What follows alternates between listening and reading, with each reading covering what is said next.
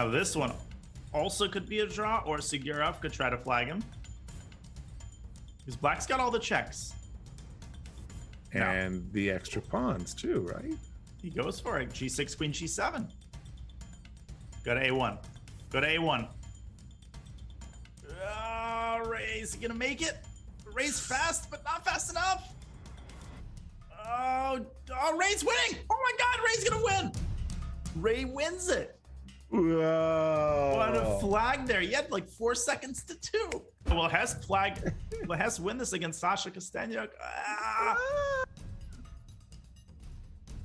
Yeah, Rook C7 was that was a brutal moment. Kosteniuk is fast. God! Oh, made. No, he's not gonna make it. Or is he? No, he's not. Black won. Black wins. He didn't capture the rook in time. It's such a critical position. 93. Piece up for Fabio, but his king is so exposed. F7 and Queen F7 do not take on G4, or maybe you can because Rook F1 is not mate. Rook F1 is not mate. Oh, because knight takes will vacate the D2 square for the king. Rook F. Wait, Queen H5. I thought Rook F1 was made there, but it wasn't. Queen H1 and Rook F1. Oh my God, Andrakin's gonna win. And now the rook on C1 falls. And the practical difficulty of that position with 6 seconds, Queen D1 and Queen D3, and Andrakin is mating him. He's taking everything. Oh my God, what a turnout. Queen G3 is mate. And Fabio loses. What a game, Anna. What a match.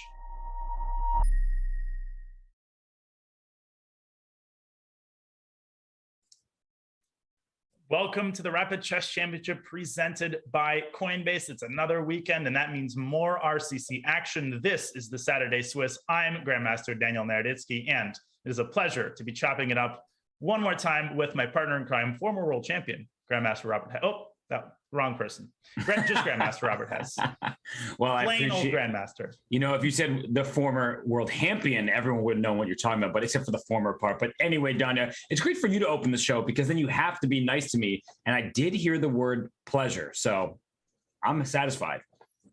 I'm just saying it because, you know, I work for chess.com and I got to be professional. Let's just put that out there. There's no other reason that I'm saying that. But there is a reason to review the current Grand Prix leaderboard because some dude named Fabiano Caruana, Robert, is on a ridiculous rampage. Look at that. Yeah, he has been dominating the RCC. He's been playing in many of the events, and he's only missed one knockout. So he doesn't have the perfect 4 for 4 that Hikaru Nakamura does, but he's participated in more events. He's been gaining many Grand Prix points and taking the lion's share of the prize fund.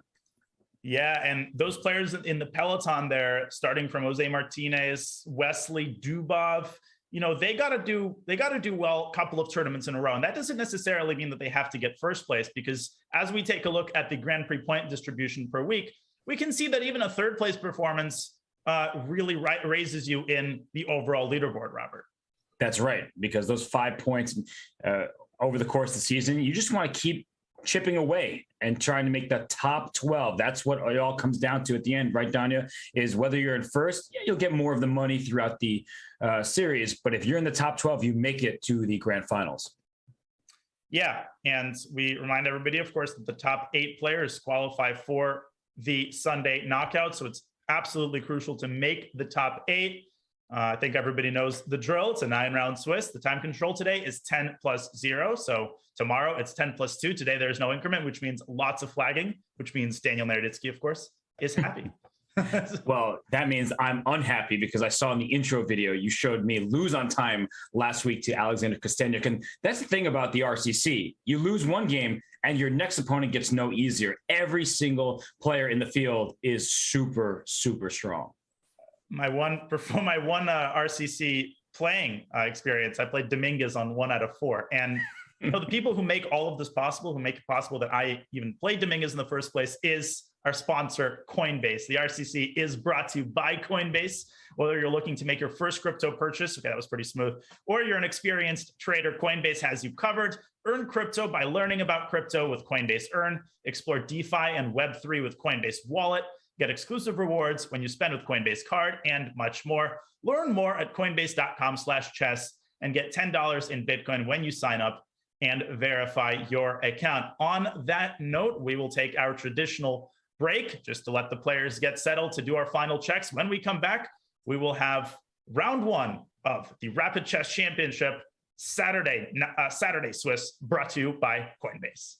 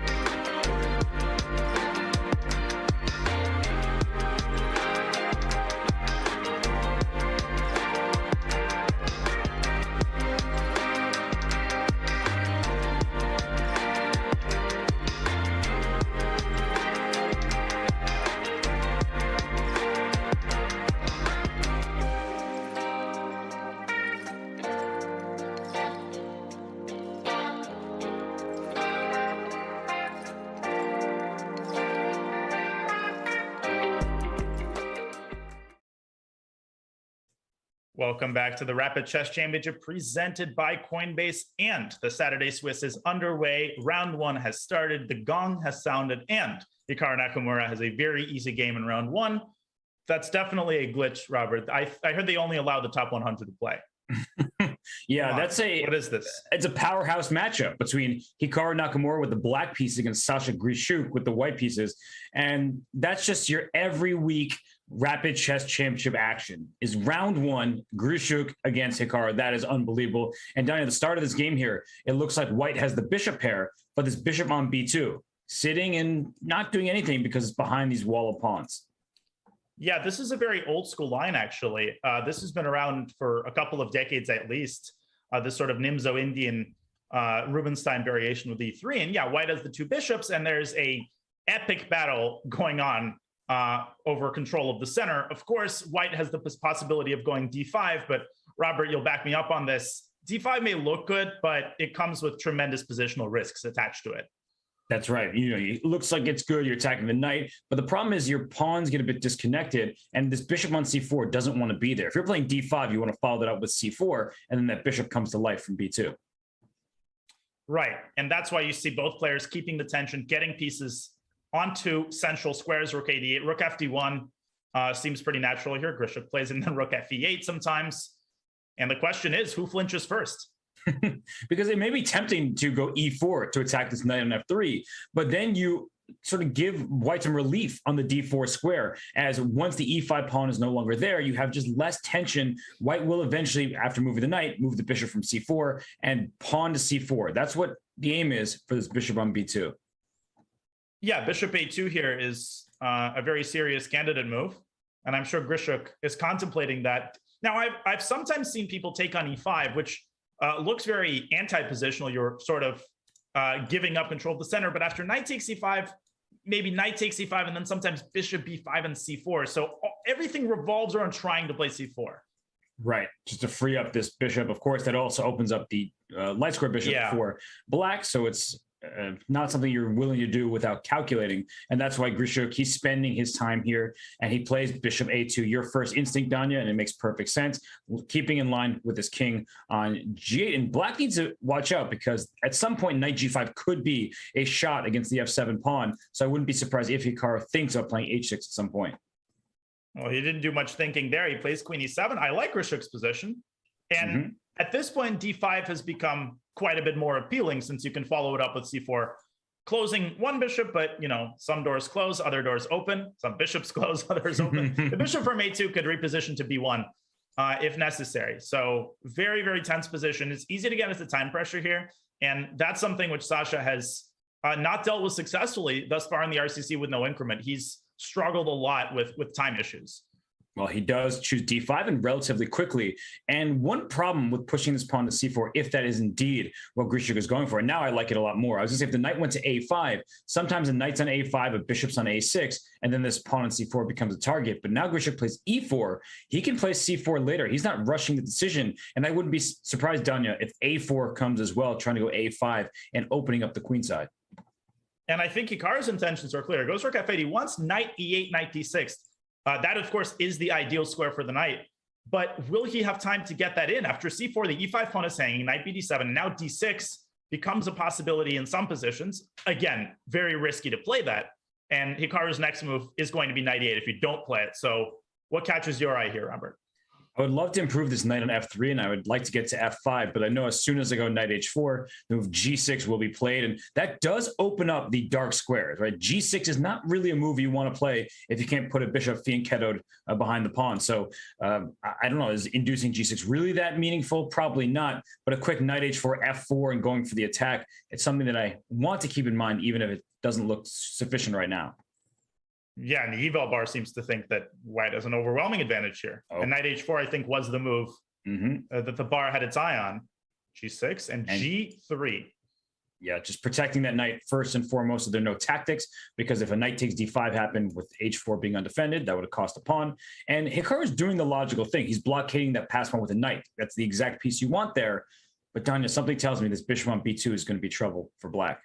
As soon as Grischuk plays f4, and you can see that he's sort of buckling his seatbelt, making preparations, but so is Hikaru. He goes rook d to e8. Now the battle has shifted. It used to be about control of the center. Now it's about whether white can play f4, in the right set of circumstances. And f4 e takes f4 isn't necessarily a deal breaker because white doesn't have to recapture. White can follow up with e5.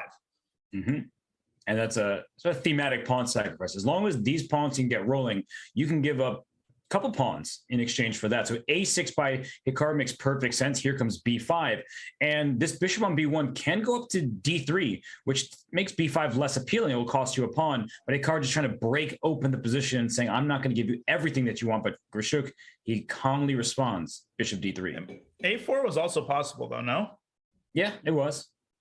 Maybe he wants to play rook b1 at some point and just develop his pieces in this manner. Oh yeah, just open up a second front and attack b6. That's one of the hallmarks, I think, of super GM play. You think, oh, white has to spend all of his resources preparing f4, and all of a sudden you see a move like rook b1, and it can be mysterious, but often you want to play on both sides of the board to sort of hedge your bets a little bit. And that's what Grischuk is doing. He plays a4 second. He just gave Hikaru that opportunity to play b5. Whoa. And Hikaru is now never playing b5. The queen side is closed on you, which means that once f4 happens and the king side and the center is pried open, it's bad news for black. But the clock, that's the one thing in Hikaru's favor right now. Well, I think, I used to watch these airplane documentaries, and there's the word V8, I think, that pilots use when the plane is too far down the runway to abort the takeoff. I feel like Grischuk is reaching that point where he's going to have to play f4 at some point. Mm-hmm. If not for f4, v8 has been reached. I think getting rid of this knight on d7 would be really nice. So v1. Sorry, v8 is the juice. Sorry. Continue. No, you said v8. And I was thinking of the juice, and I didn't want to correct you because I wasn't sure. But you're thirsty. It's okay. And I think that Grischuk, he's also just trying to. Oh my gosh, this diagonal, Danya. I'm worried. Yeah, but. Okay, and if Hikaru plays f6, I guess the point is then white can play f4 and the queen has lost contact with the knight. But Grischuk, Hikaru finding bishop a6, forcing the queen back to e2. Wouldn't be surprised if rook b5 even is played at some point, just an exchange sacrifice to close down the queen side. But Hikaru's doing this so well. Rook e7, next rook can come to e8, and just defending e5. So even if f4 were to happen, this diagonal is not going to be fully open for white's attack. And yesterday on stream, I talked about sort of the Hikaru effect, which manifests itself in many different ways. And one of those ways is that you're always second guessing yourself when it comes to committal moves. So it's so hard to actually press the button and go f4. And Hikaru keeps making positive improvements to his position, preparing for that eventuality. And Grischuk may have missed the bus. And if he doesn't end up playing f4, then Hikaru might play f5, and there he goes. Oh, but that feels super risky for Hikaru. It does. He's playing for a win. That's for sure. I can tell, but playing for wins sometimes means playing for a loss, because now you're opening up the bishop pair, and Hikaru doesn't even know how he's going to take back, because G takes f5. There could even be the move g4 to consider for white. Of course, f4 at any moment should be a consideration, but c4 E4 pawn is loose. Exactly. Yeah, e4 is always a problem. So after gf, maybe knight e3 to lend reinforcements to the c4 pawn. But then e4 maybe. And black starts muddying the waters. And that's exactly what Hikaru is aiming for. But it is a bit of a surprise that he played f5. So he voluntarily opened the position. And after the capture, he is sitting and thinking and decides to take with that G pawn. And I think he's also looked at the clock and performed that mental calculus. 4 minutes for Grischuk. He takes 2 of them on a critical position. No increment. It's an opportunistic decision by Hikaru, but he's got a pretty good track record when it comes to those types of decisions. He certainly does. And e4 on the agenda, which opens that bishop on c3, looks very scary to do. But without the queen lining up with the bishop, the important part is the c4 pawn could fall at any second here. And Grischuk does opt for knight e3, immediately e4. Now, after f takes e4, yeah, knight e4 was forced. Otherwise, there would be queen g4 with a devastating check. I almost want to play knight takes. Yeah, that's what I'm looking at. He takes an e4 first, which apparently is a mistake. He had an opportunity to get tactical here. And how could he not rush? He's done a 3 minutes, 30 seconds, and Hikaru is over 6 minutes. It gets nerve-wracking at this point. Yeah, but Grischuk, I feel like a young Grischuk would see knight takes f5 instantly. Maybe I'm over romanticizing it, but not to suggest that Grischuk is old or is not good anymore. He's still much better in this position. But now, does the queen have to move away from the pin? He does. Queen g5 played, hitting the knight, protecting f5 all at once. Why does it feel like Hikaru's better even though he's worse? Because there's a direct threat that we see. This pawn on c4 is under attack, and Grischuk plays rook e1 defending the knight. So taking on c4 is probably not a good idea, because after the knight takes, in comes this rook down the e file, and this knight on d7 down here, that's holding Black's entire position together. And in the event of rook e8 check, it can move back to f8. I feel like Hikaru might take on c4. Knowing him, he's a daredevil in these kinds of positions. But no, it does look bad, because knight c4, rook c4, check on e8, and then the other rook infiltrates via b6. I don't know about this. It's something to consider. Yeah, you do not want to move that knight, that's for sure. So we're seeing Hikaru sit and think, trying to figure out what to do right now. A rook e1, that's just a simple defensive move, but it makes Hikaru wonder, am I going to be able to take this pawn c4? You know he's calculating it right now. You can sense the cogs turning in his brain. Can I get away with it is the question he's asking himself. And if not, there we go. He goes for it. So what's Grischuk's follow-up here? He plays nothing yet. He's waiting, thinking. He can always push this pawn to d6. Okay, he brings his rook to the center first. Ooh. d6 opened the diagonal for the queen. That was perhaps the best move. Yeah, and also that d5 square. And this is suboptimal, to put it mildly. How do you respond for Black, though, right? That's a great question. Don't go take more pawns. That pawn's irrelevant to the position. Grischuk brought his rooks in for the attack. And now d6 seems like it comes with even greater effect. Now there is rook e4, which essentially forces the trade of one pair of rooks. That has to be calculated. Rook e4 takes, queen takes c4, rook f2 check. And knowing Hikaru, once again, another manifestation of the Hikaru effect, he's almost impossible to checkmate, no matter how many pieces you have surrounding a wide open king. It's true. You know, this king looks like it's in danger, and the next thing you know, he's going to put a knight on e4 and close down the lines. A d6, knight e4 shuts down the rooks and the queen all at once. So he plays rook. Ooh, okay, that's a really nice move. Fantastic move by Sasha. Knight e4, rook 1 takes e4, rook e4, queen e4. Amazing. Mm-hmm. Something like this, and unfortunately for Black, that queen is loose and hanging with check. So no piece to e4. Queen goes back to g6 right here. And can you take this pawn on f5? That's the big question right now. Oh, is there queen takes f5 and knight g4 check? No, no. Queen takes g4 and rook e8. Oh, it goes d6. He doesn't even want the pawn. But yeah, I think rook f5, that was the obvious move. And he says, no, I'm not here for obvious. I'm here for good. Rook f5, rook c3. Oh, that's the simplest, right? We just show everybody how simple a tactic could be. The queen is distracted, and then the queen takes the rook on f5 up a piece for Black. So instead, we say d6 and knight e4. And Danya, look at that eval bar. It's going sky high. And rook e8 check. That already looks scary. Rook f8 takes, and d7. And d8 queen, and queen d3 wins. Wait, but no, there's g3 is hanging at the end. Queen d3 immediately? Then king d8. You want to take this rook, but you're saying the pawn on g3 is loose, and that is true, and that's no good. So maybe, what if we play a simple move? Rook d1. And then king d8, bishop e5, bishop c7, distracting the king. That wins. Or queen f. Should find it. Queen f4, rook d1. He plays rook d1. Oh my goodness. And is queen f4 sufficient as well? But he plays your idea. This is vintage Grischuk. Mm-hmm. And now king moves back, and he's completely winning. Yes, because of bishop c7 check, distracting the king, and there goes that pawn. And if queen c6, then f5 falls, and Black's position crumbles. He has 146, plenty of time. He's got a mountain of time here to win this. I think you never say it's over with Hikaru. Knight d2 might be a practical attempt for Black. And knight d2, allowing that queen into the square like a8, but once this pawn falls, Black has some chances to survive. So knight d2, what a concept. And maybe queen b7. Queen b7 is nice. I was like queen d5 just to play bishop c7, but queen b7, queen c8, that's unstoppable. And now queen takes f5, ends the game on the spot. Yeah, maybe. Was there rook g2 check there? You just take it. Yeah. I was thinking the same thing. Like, where are the tricks? It's Hikaru. You know he has something up his sleeve. And queen takes f5, rook g2 check. You can just take rook f2. Where's the win? Can you even play queen takes e4 and then bishop c7 check? Oh, that is sick. Yeah, what a move. I think queen takes e4 finds that. Grischuk's gonna find that. He's gonna find it. Oh, here we go. But this also wins. Yeah, that's throwing checkmate in one. Yep. I don't see a single move. Queen g6, there's bishop c7. Rook f8. Queen H4. Queen H4, Queen Knight F6, Rook D6. I think that's going to happen. Queen H4. Grischuk's got to put a move on it, though. Yeah. Ooh, he only has 1 minute remaining over here. So sorry about that. Wait, Queen takes F6. Queen takes F6. Oh. It's over. Grischuk's got to play that. Queen F6 is and he brutal. just resigned. He just resigned. Wow. Wow.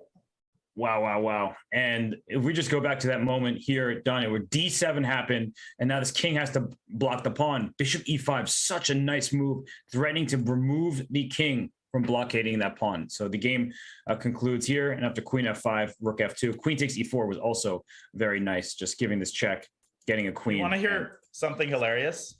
What's up? Hikaru's last move, look at it for a second. You know why he resigned? The queen is hanging. After Rook D6, he went... I just didn't even see it. I literally did not see it. we were just so focused on this capture here to promote that. Grischuk didn't see it either.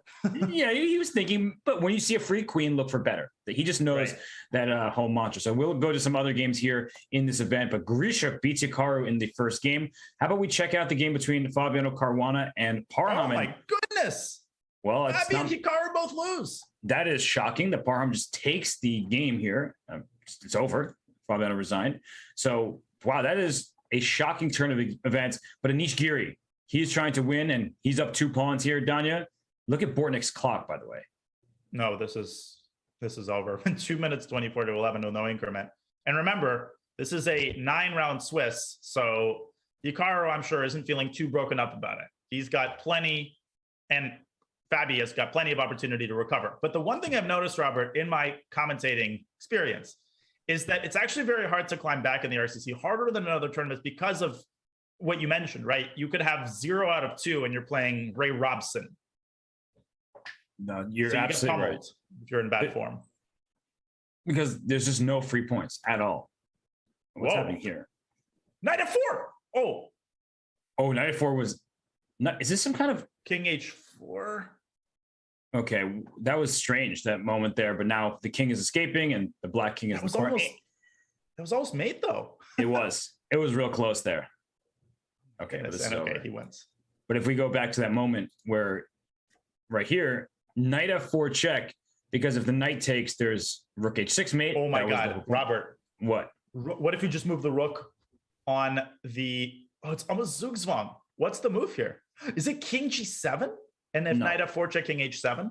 That is absurd, but you can't take the knight because Rook H6 mate. But no, hold on, let's go back to this moment. What's F5 played and just bring Rook F7. Maybe why doesn't Zugzwang? Oh my gosh. If you move the knight to E5, you just go Rook E7. And you can't play F6 because now you have Knight F4 check and you take this knight. Oh my goodness, chess is beautiful. Oh my lions. Chess is beautiful sometimes. 3 pawns up. I'm taking a photo of this position. Well, right now, this is teaching material. You're taking a photo of this right here? Well, this is very instructive where it looks like white is completely winning and yet the eval bar says, no, draw. And it's because the king on H5 is actually in harm's way. So the round 1 seems to be in the books, or is there one game still left? No. There's one game still left. Whoa. We tuned in, a couple queens were traded off and still queens exist. And it's Alexei Dreyev. Unless he can trade queens, he's going to get flagged. And I feel bad for Alexei. I flagged him rook versus rook and 2. He's gotten flagged tons of times in the Saturday Swiss. He's playing so well, but he just can't make it on the clock. Yeah. And well, now down under 7 seconds and this pawn marching up the board. We have to get more queens, more promotions. Queen E3 is the most practical move. We might. Queen F7. Dreyev offering a draw, but there's no, this is a tournament. You're not taking a draw here. No. If you're Maxime. You are flagging Dreyev 10 out of 10 times here.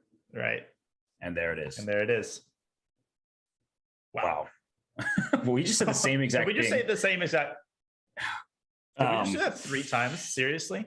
Well, I think this is where we call for the Brady bunch. Where's Marsha at? Marsha.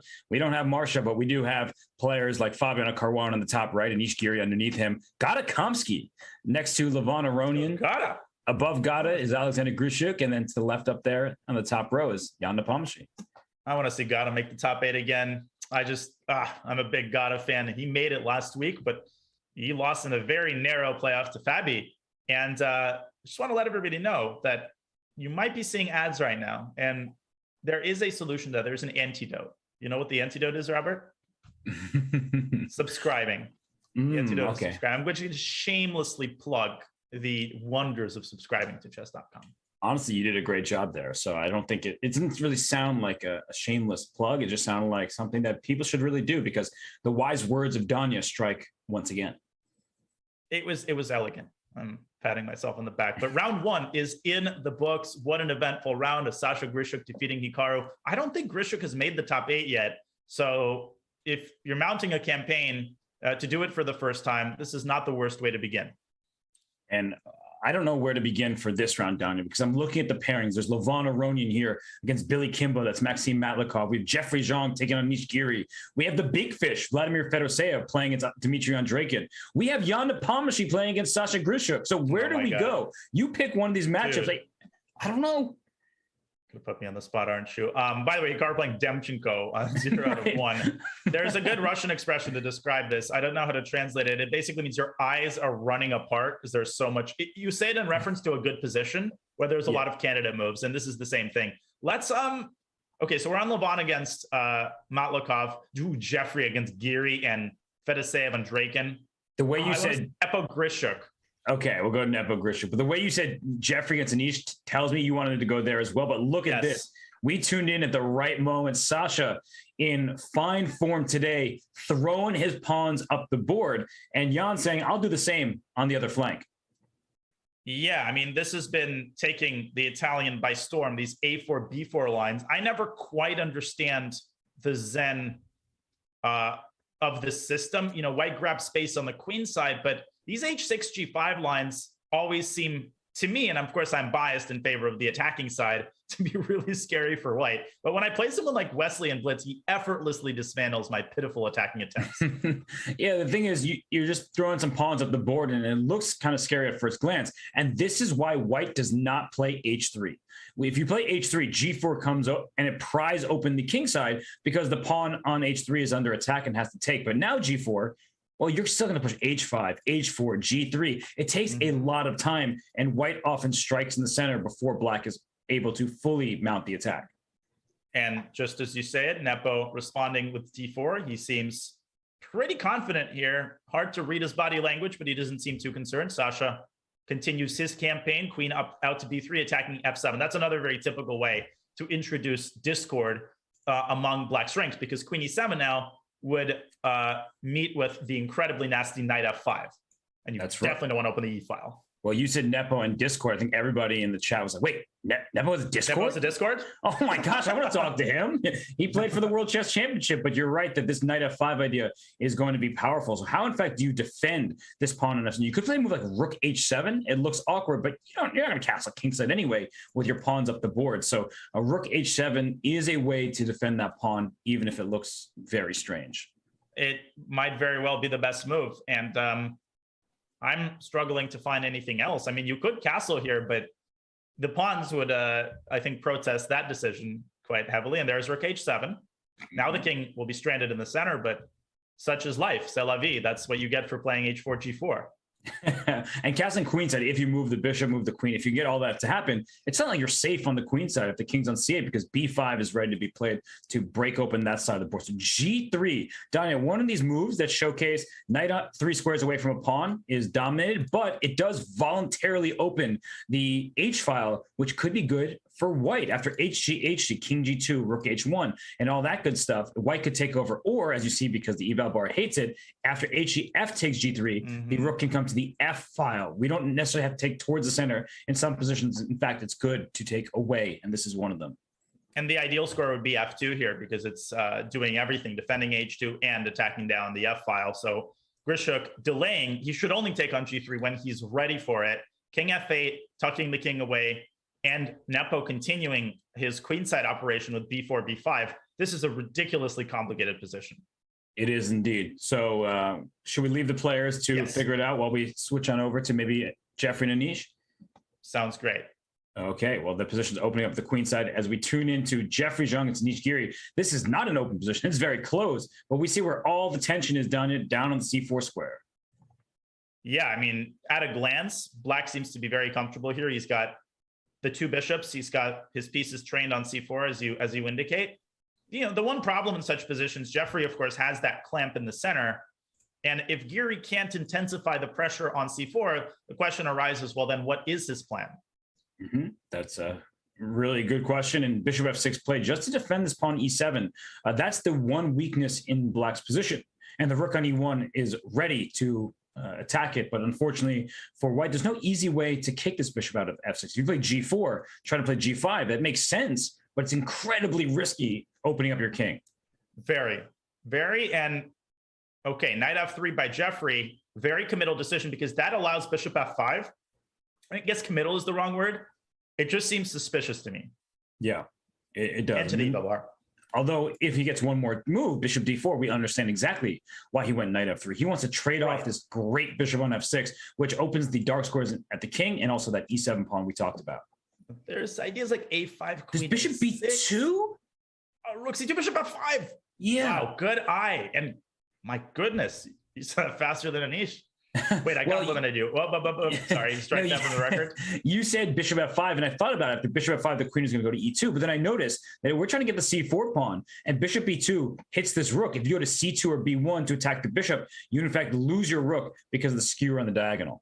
And bishop f5 would be a great example of what I like to call one move-itis, where you see a tempting move, especially because it attacks the we're improving our bishop. But after queen e2, you don't have a good follow-up. So it's important then not to abandon the idea of bishop f5, but try to make it work in another line. And that's one of the hardest skills in chess, to resist the temptation to make a tempting move, and then to not abandon that move, but to work it in another line, if that makes sense. It makes perfect sense, because I think that we like to attack the most valuable piece. We like to give a check, but oftentimes in an attack, giving check first is not the right way to go. It might even help the king escape. So here it's not a check. Well, it's a little check to the rook, but the rook has nowhere good to go. If it goes to d1, down goes c4. If the rook goes to b1 or c2, as you mentioned, the bishop comes to f5. We skewer and win in exchange. So I do believe that Jeffrey has to give up the rook. Yes. But if this bishop, the dark square bishop takes, that king on g8 isn't very happy. So I'd even think about the move bishop h6 here, giving up the rook on c1 to control the dark squares. I think that's a good move. And originally I was going to propose rook c2, bishop f5, queen b3. But the problem there is that Black doesn't even have to take the rook and can withdraw the dark squared bishop. Jeffrey with bishop to b6, counterattacking Black's rook. What a move. He wants it away from the c file. And then I think he wants to reposition the bishop on d4 and exchange sack in the best possible version. Yes, and if rook to b7, there's not as much pressure on the c4 pawn. And so that allows the bishop to retreat, and c4 is safe for the moment. What a position. Yeah, this is a really difficult one to figure out here. Can you take this rook on c1? Is White going to take a rook on c7? Are we just going to rook trade in a funny way? Or is he just going to take back on c1 immediately and say, I want to keep my dark square bishop for the attack? Yeah, I suppose bishop takes c7 is not a given, although probably if Jeffrey had a choice between, a trade or sacrificing the exchange, he would choose the trade. But Geary with bishop f5, queen drops back to e2, and who does this favor? This might actually favor White. Yes, and bishop c1 was played, and bishop c7. So Jeffrey answers E7. the question. E7 is so you have to go rook takes c7, I imagine, after rook takes c1. Well, White's biggest weakness is protected twice, and this knight can go to d4. And Danya, we know bishops can get dominated by knights when there's just a lone bishop. The knight goes in the opposite color, and that can be an issue. God, Jeffrey wheeled his way out of that so quickly, like a skilled captain of a ship in a storm. He just boom, boom, bishop e6, queen e2, boom, no exchange lost. We're fine. Moving on. And it's about even the clock right now. I do have to say that looking at this position, when Black only has 2 pawn islands, right? Because we have this configuration here, and then we both have isolated pawns.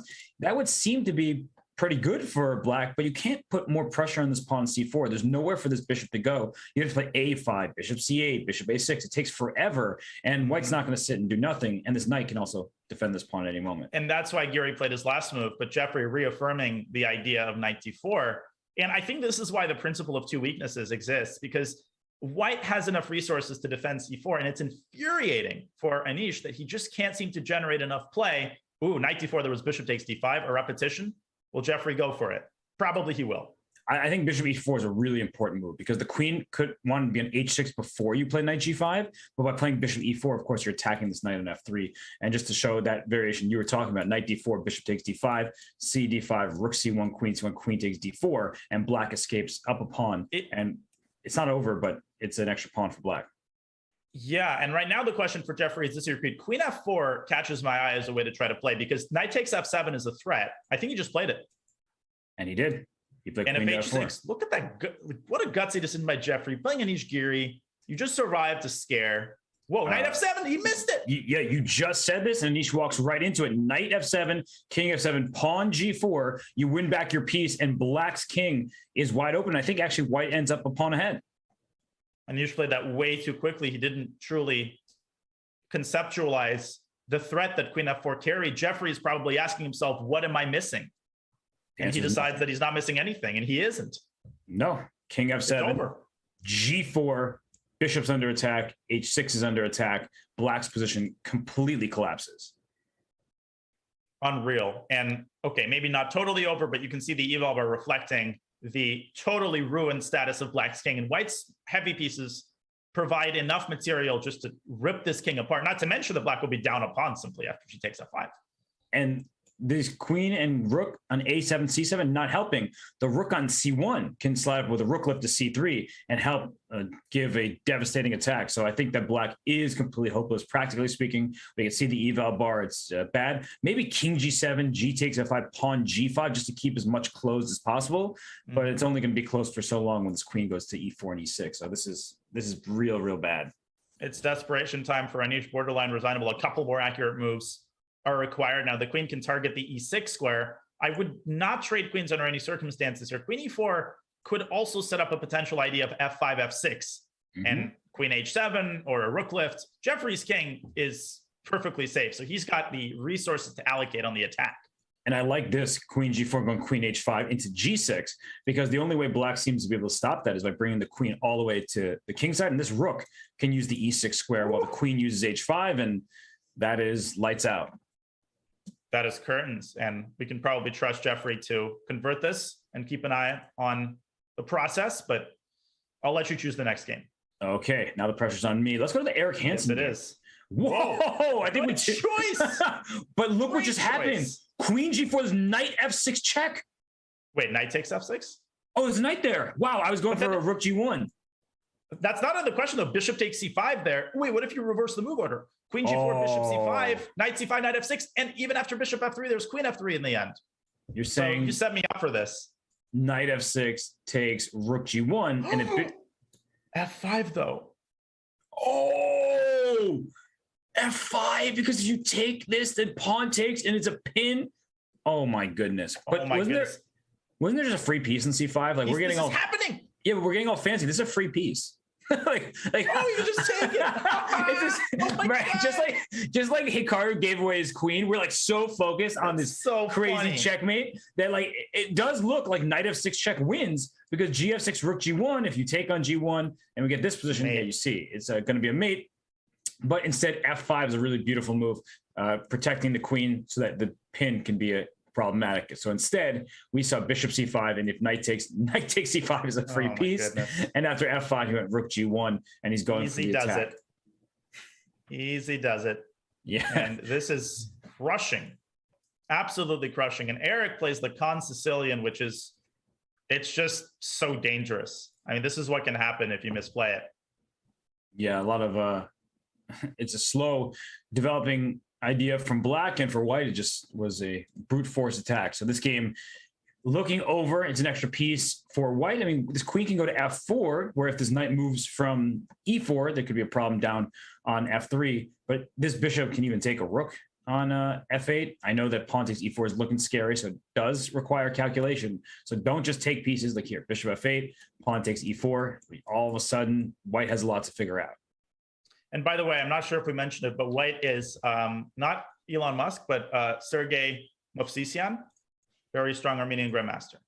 Oh, very strong. Understatement. I wonder if he has a Tesla. Used to be a 2750 plus, and was one of the absolute top players in the world. Since then, has lost some rating, but not the class. Right, the class is permanent. as they say. And he's showing that here. He just needs a couple more moves to untangle his pieces and consolidate his material advantage. 3 minutes, though. It's not totally over. I've seen Eric pull these kinds of games off. Yeah, it's just a complicated situation right now because of this threat of f takes e4. And if the knight moves from e4 right away, the bishop on c5 is lost. So not complicated. Complicated. Bishop d6, maybe? But there could be a queen sack in this position. Yeah. Well, but then queen takes c6 check in the end. Ah, that's a problem. So just to show everybody that in this position, after f takes, bishop f4, pawn takes f3, if you didn't have queen takes e6 check, and the queen just has to block, I get your bishop have 2 minor pieces and an attack for the queen. That's the kind of situation where black has at least a chance of surviving, even if the evaluation bar doesn't agree. Agreed. And bishop takes f8, Mopsison's choice, bishop g7. So he has calculated this. And ef, again, there's this queen takes c6 check, very important move. Otherwise, f2, the discovery. And okay, it's crushing.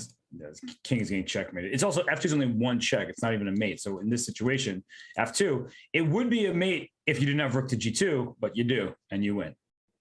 Yes, you do. And I guess Eric should take on f3 with his queen. But then after the trade, even bishop somewhere, bishop h6 check. Yeah. It looks like black's attack is not happening quickly enough. Or no, that actually doesn't work. I was thinking queen takes f3, try to be cheeky with rook g2 to avoid any such potential discovery. But after ed, queen takes c6, queen f7, any discovery is canceled out by bishop takes g2 check. And this is important. When you attack the tail of the discovery, that's a very dangerous situation because unless you have a double check, the discovery is going to fail. Indeed. Well, we did see just the trade of queens and f3. The bishop came to d4, and now bishop f2 blocking the pawn. And practical. It's practical. It's a bit passive, but look at the clocks as well. Bishop h7 next with the rook coming up the g file. There might be even a bishop c5 at some moment. Wait, Hikaru's. I'm getting it. I'm seeing in the chat that Hikaru might be losing. Sorry to interrupt you, Robert. No, you're fine. This looks like we can trust Mopsisyan to take this. He's well ahead on the clock and the position. So should we go to that Hikaru game? Wait, I don't even see it anymore. Going? No, I think it's over. And how did he do? I think he lost. Demchenko has 1 out of 2. Wow. Oh, my lands. Maybe we can look at that after the next break. For sure. That's how strong this field is. But let's go back to the game between Levon and Malikov, because Levon Aronian is done. White pieces lose because this pawn's under attack. You play a5. There's knight b3 check to win this pawn. And of course, we have this outside passer. So Malikov is a beast in these events. Of course, he won the week before last. Last week, I don't think he made the top 8, but I mean, he's just such a solid player. He has a great style for this time control and format.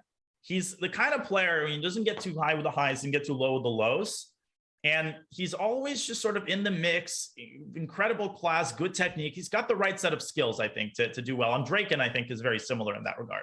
Yeah, I agree. And I think they're not overly tactical players. They don't force the action, and they find good moves quickly and are not trying to just devastate you with a checkmate. So king g3 here, the knight has to give a check, otherwise h2 wins, and then this king can also march to the other side of the board, and here it comes. It's over.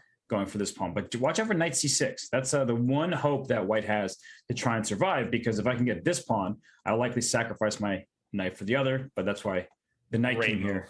So king e4, just king e4 and takes, and it's over. 30 seconds for Levon. There's also an interesting game between Paravian and Ray. Let's go there. That's going on. I think they both have 1 point as well. No, they have both lost. My goodness gracious. It's exactly what you were saying, though. You lose a game and you play Ray Robson. And what is happening here? I was proverbially saying it, but it happened to Paravian.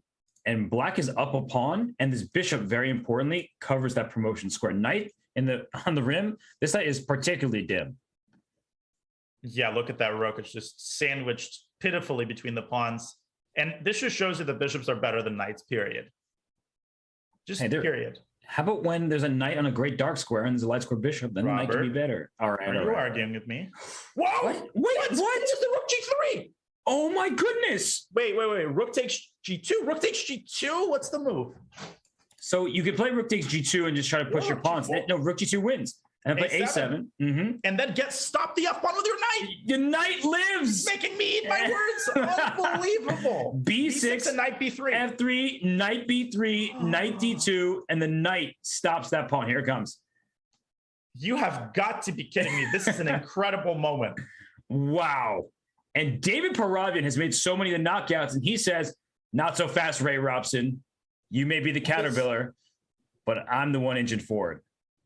And that was spicy indeed. And this kind of proves my point. Without the bishop, black couldn't survive, right? That's totally what I meant. Yeah, that was a huge... I think it's just forgetting that the knight can get back in the game. That's exactly what happened. Can you blame him? The knight sits on A1. You sort of cancel it out in your mind. It's not a participant. Boom, boom. Knight stops the pawn. Pawns promote. What a devastating loss for Ray. Yeah, seriously. It was up on time as well. No, this position is just, you just got to stop the pawns. You just can't allow this bishop to be captured, and bishop back to D5 or something like that probably would have been sufficient, and then push your pawn. Just going straight forward. And I apologize. He was down on the clock, so that was probably played a role. Yeah. What a game. What a turnaround. Wow, wow, wow. So do we have any games left in this round here? We do have one. Krikor. Oh, he's going to get flagged. Yes, he is. Which is, and this is a dead draw. You can put 18 pawns on the G file in this position. You can indeed. Just fill them up. It's still a draw because you're not going to be able to make progress, but you are going to win on the clock if you're Sinan Shagirov.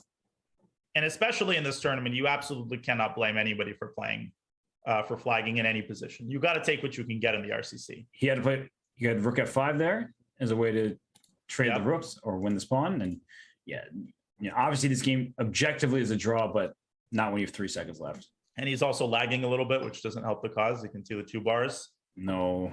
Krikor, very popular streamer, and he commentates in Portuguese for chess.com. He's head of Portuguese content. Unfortunately, that was a good try, though. You have to. It was a great try. When you're down to your final seconds, you have to try hoping for pre-move. And, of course, Shagirov, too good, wins the game, goes to a point. So, wow, Danya, wow. Wow. We've got crazy stuff all around. We've got the favorites falling like flies, and we're only 2 rounds in. This is why you don't want to miss a single weekend of the Rapid Chess Championship. But we will go on a short break just to let everybody catch their breath, including our own. You are watching the Rapid Chess Championship presented by Coinbase. Back with round 3 in just a couple of moments.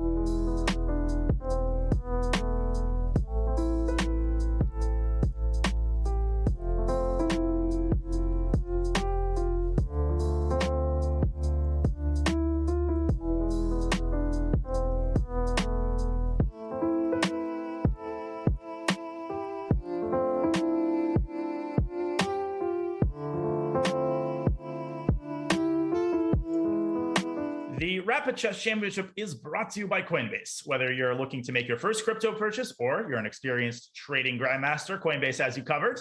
Earn crypto by learning about crypto with Coinbase Earn. Explore DeFi and Web3 with Coinbase Wallet.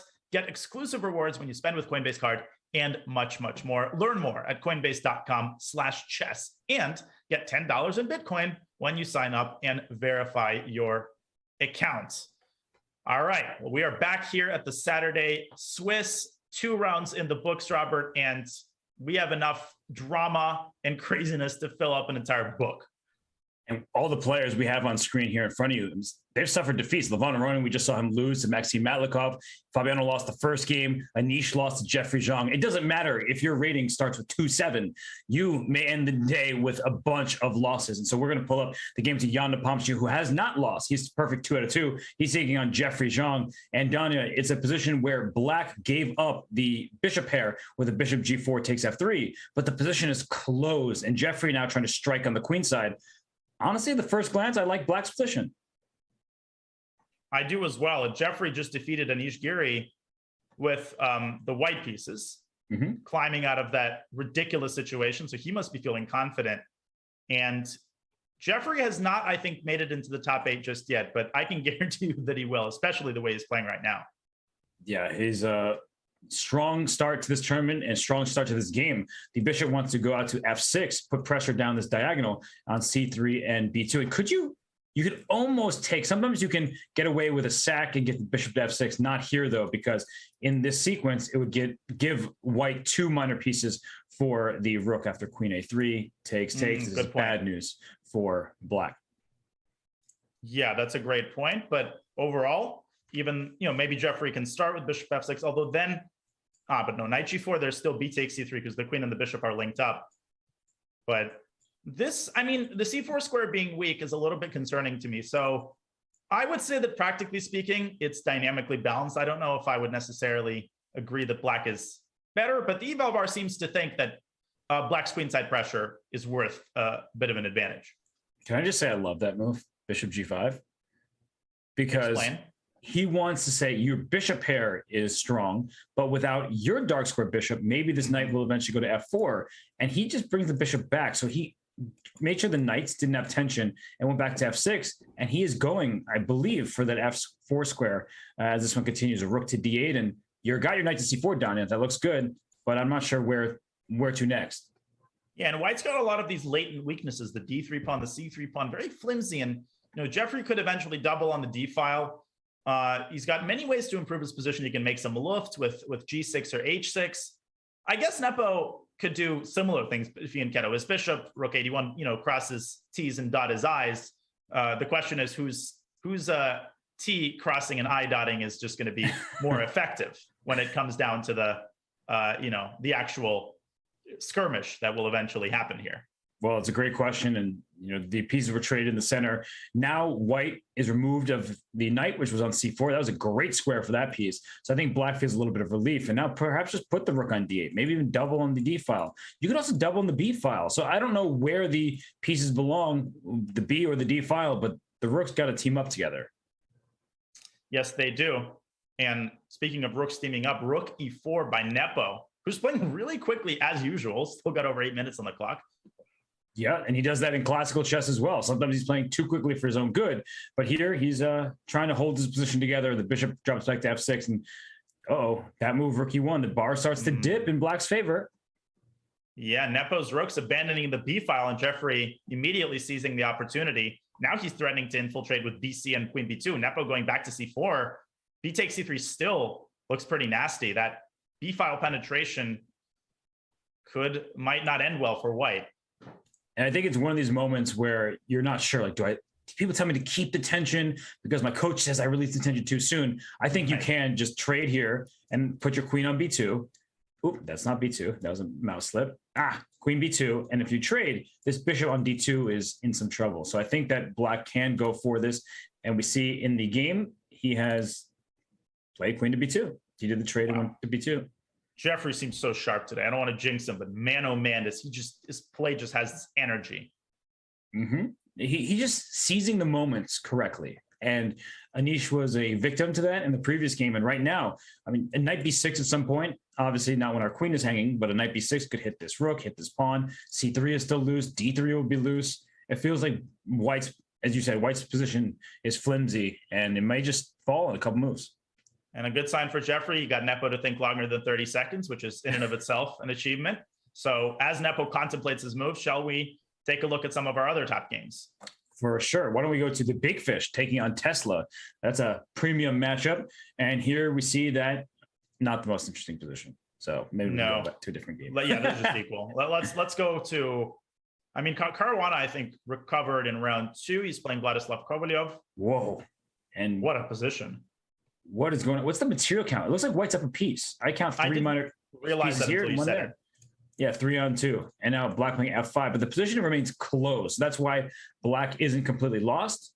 It's 2 pawns for a piece, and not clear how you make progress with the extra piece just yet. This reminds me of that story I shared with Yasser. I can tell it again really quickly. At the World Championship in 2007, I was with my coach, Sasha Kalinin, and he was reporting on the positions that I had to my mom. So one time I won a pretty smooth game in round 8.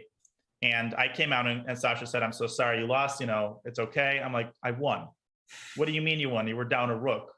And my mom was shocked. He hadn't seen the rook in the corner on A1. I was actually up a piece. So I was blocking it with my sitting position. Well, you have no excuses here like your coach did back then, because you could see all the pieces in front of you. Nothing's hiding. This is on you. Don't blame anybody else. No. Keep talking about the position, please. I'm just going to sit here and drink my tea. I will say I don't believe that this is that clear, because the extra piece, where are you going? If you give white some free turns, what's white's plan? It's not actually clear what it should be. You can't lift your rook off the first rank, then you drop the knight on G3. This knight can go back to E2, but where to from there? The C6 pawn feels very difficult to take. You could move your knight away from C3, but black can just put a rook on C8. So with these pawns, it feels like it's a boa constrictor type of position where white isn't easily making progress. So that move was a blunder. Maybe there's just a sack on F5, give your piece back and go for an attack or something like that. And that's, the bad thing about being down a piece is this notion that your opponent can sack it back at any moment and get a huge attack, and material is basically equal. Okay, maybe you'll be up a pawn at most. So I don't want to overstate the case here, and Fabi just made a move the Evo hates with bishop e1. It makes sense. He's setting up an X-ray and a potential discovery against the queen. What exactly is the flaw with this move? I think you wanted him to go, H3. 4. Yeah, H3 here. Just like he go for the attack, because if the bishop takes on H3, he walks into this pin. So now after a take on F5, in this situation, your bishop is pinned and you're going to lose pieces because everything's under attack, including your king. Right. That makes a lot of sense. But bishop E1 has still got Vladislav thinking, and queen H3. Mm-hmm. Queen H3. And he stops H3. I mean, he just sits on it with his queen. And now E3 hangs. E3 is under attack. Do you really have to just play bishop back to D2? That's not what you want to do. You don't want to go back and forth. And bishop on F2, well, that doesn't look great because you're even allowed bishop to F3 in here. Yeah, somehow that queen and black's bishop are in amongst the trees, but they're making it really hard for Fabi to coordinate properly. And now knight takes F5 doesn't come with as much luster as it did when the queen was on H4 and the bishop was on D2. Yeah, it's over defended, and I mean, it just doesn't seem clear where white's pieces go. Maybe knight D1 to F2. That's an idea that I would think about. He plays knight E2. He just gives up this pawn E3 with the rook. He wants C6, I guess. Donnie, this is real messy. But this just doesn't seem good for white. It seems like Fabi is beginning to lose the thread. Rook takes E3, queen takes E6. Black could take the bishop on D3. And then that rook could run rampant on the third. Rook B3 check, knight C4. It just seems really bishop takes E2, and then the queen joins in along the third rank. I feel like there are too many attacking ideas here for white, for black. Yeah. And by the way, queen takes C6 is a threat even here because there's no discoveries with this bishop on D6 yet. So this rook, it looks like it's going to have to stare down with the queen, but you can't move the bishop out the way. The rook's not defended. Right. And Kovalyev has to keep an eye on the clock. He's got 4 minutes. Super complicated position, but you can't really afford to lose a second game at this juncture in the tournament. So Monka S time for Fabi. I wouldn't have phrased it that way, but I think you are correct that is the exact time of day it is for him, and he's trying to figure this out. So I'm just trying to look at other games here. It looks like Jeffrey Zhang, we pulled that one up again with the black pieces. He still has pressure in this position, but it looks like Jan is stabilized with this bishop out on B5. And repetition might be on tap here if Jeffrey gets back to D5. He goes king F8 though, so he's got to be careful too. White is the 2 bishops, a passed pawn. Okay, f2 is under pressure, so bishop a5 isn't really effective. This looks like a draw. If I had to predict the result, I think it's the likeliest of the three. I agree. And I'm just trying to figure out where black is expecting to go from here. So rook a2 right after this. Takes?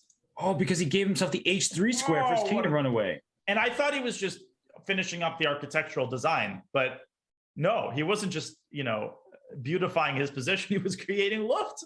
Mm-hmm. And it's not out of the question to take here. The problem for white, though, is if you're not careful, and speaking of architectural designs, that looks like a very nice one because that threatens checkmate over here on h2. So this king on h3 is safe for now, but don't count out a checkmating attack. And I'm sure, Robert, that you can just list all the blitz and bullet games that you lost. And I've lost so many getting mated like this with a rook and a bishop. You think your king is safe, and all of a sudden the mating net comes out. And a bishop d6 case in point. I guess white is g5 then, but and rook takes d6 actually. Right. In the initial position, you'll just take it and then take this knight and then win the game that way. But bishop d6 at any moment will be nerve-wracking for this king on h3 because that would be checkmate, taking away its squares. Right. Okay, Jeffrey pushing his pawn. Very double-edged endgame. Now 3 results are very much possible. I like to move f5, though. It's not even going for checkmate. These are your passed pawns. Push them. Right. Nepo dropping back to d2, rerouting to g5, I think. So you take a4, there's rook d7, and then the black king might get in some trouble with these pieces coming to life. Either king could get mated here. It's really impossible to tell. Yeah. Rook a3, by the way, could force a rook trade, but that's a bad trade for black with this a pawn running. Yeah. Then that knight is a sitting duck. This is very tense. Jeffrey now below 3 minutes, though. His time could be a factor.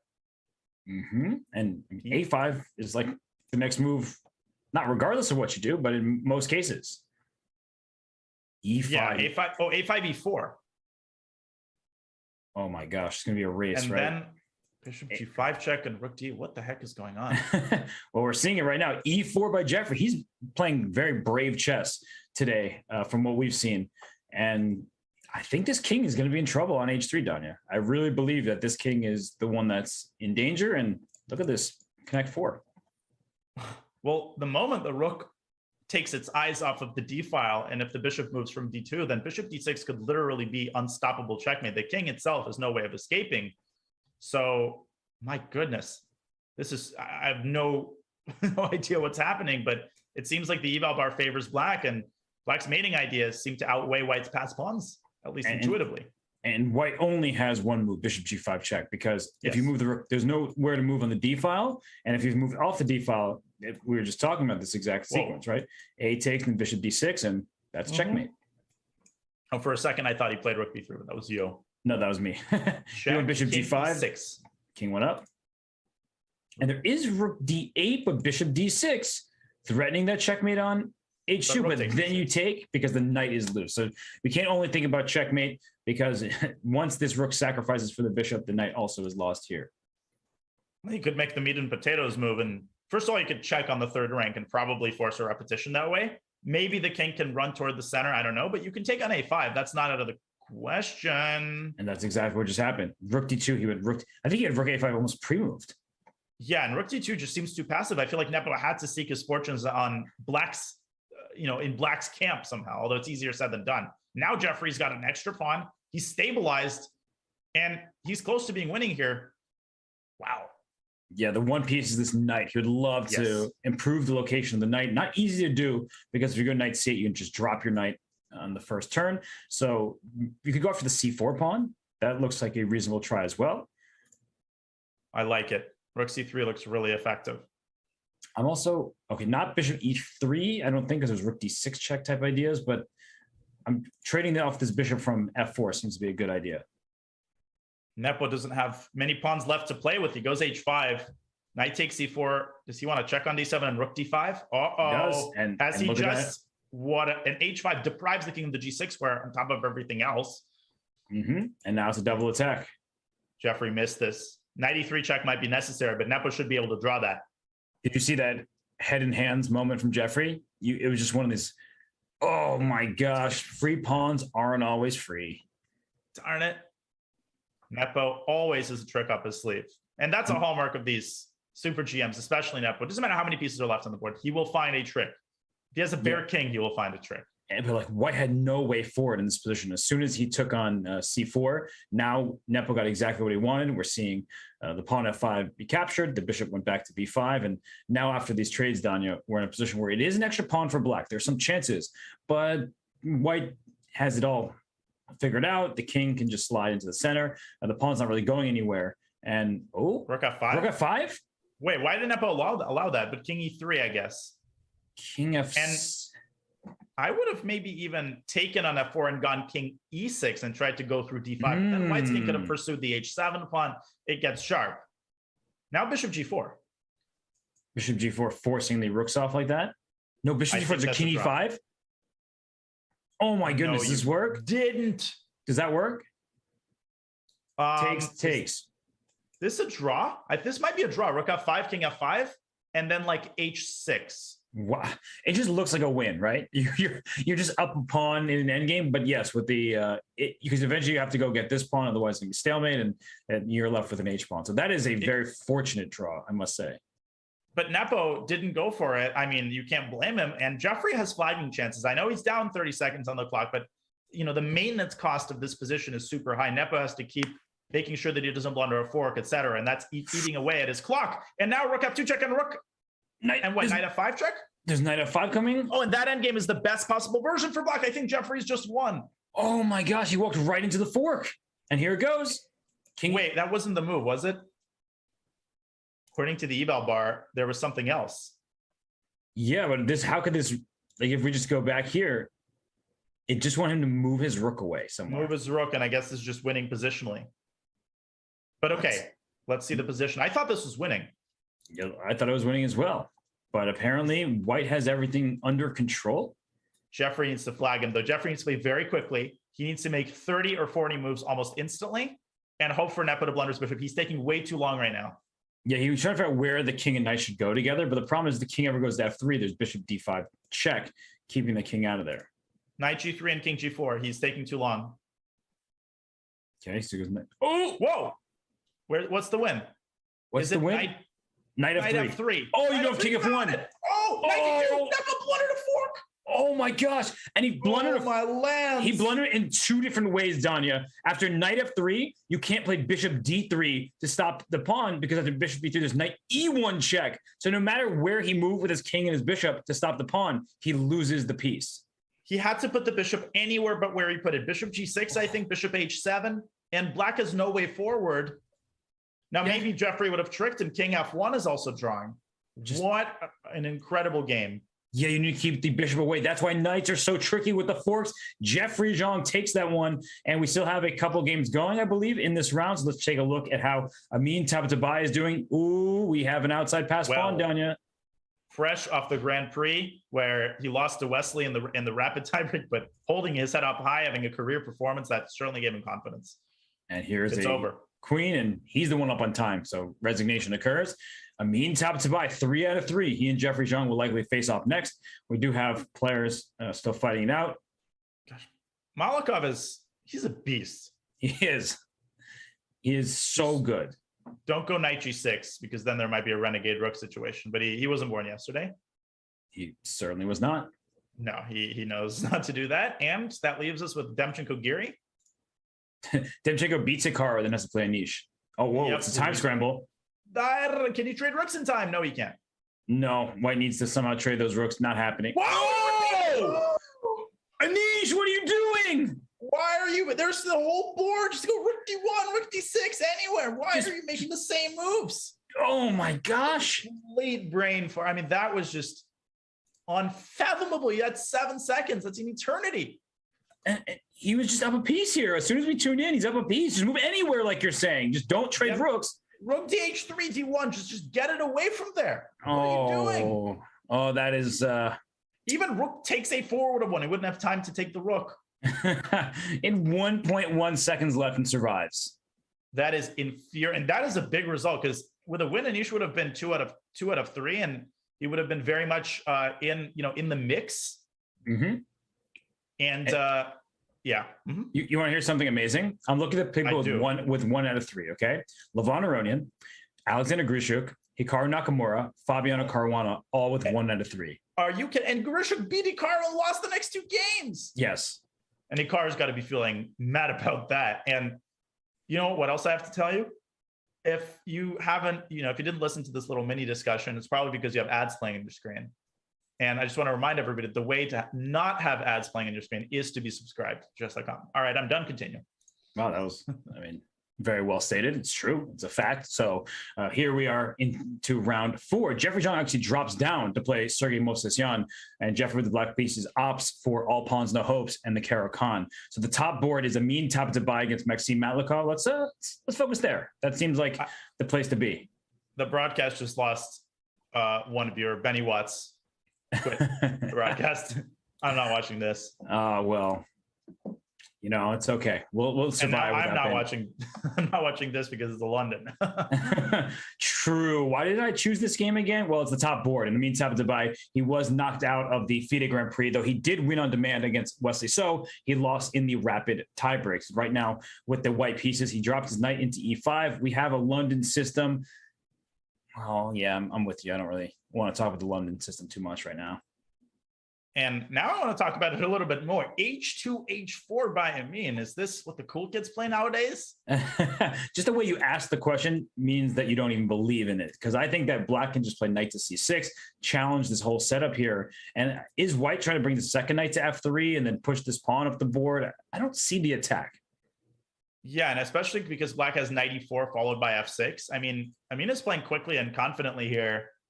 This would be some crazy Alpha Zero prep if it actually works out. Yeah. And is this happening? Knight E4 played? Knight E4, you might want F6 just to... Okay. No, come on. Look at... What's he doing? -3 after the move H5. No, but Malikov should have taken CD first and then played F6. Oh, because after CD, you can't take with the C pawn because there's a check on B4. You can't block that check. Maybe Queen A5 is better, but either way, this king is in big trouble. And so after E takes, then you play F6, and this bishop is... It resigns. Yeah, actually... 6 bishop F4.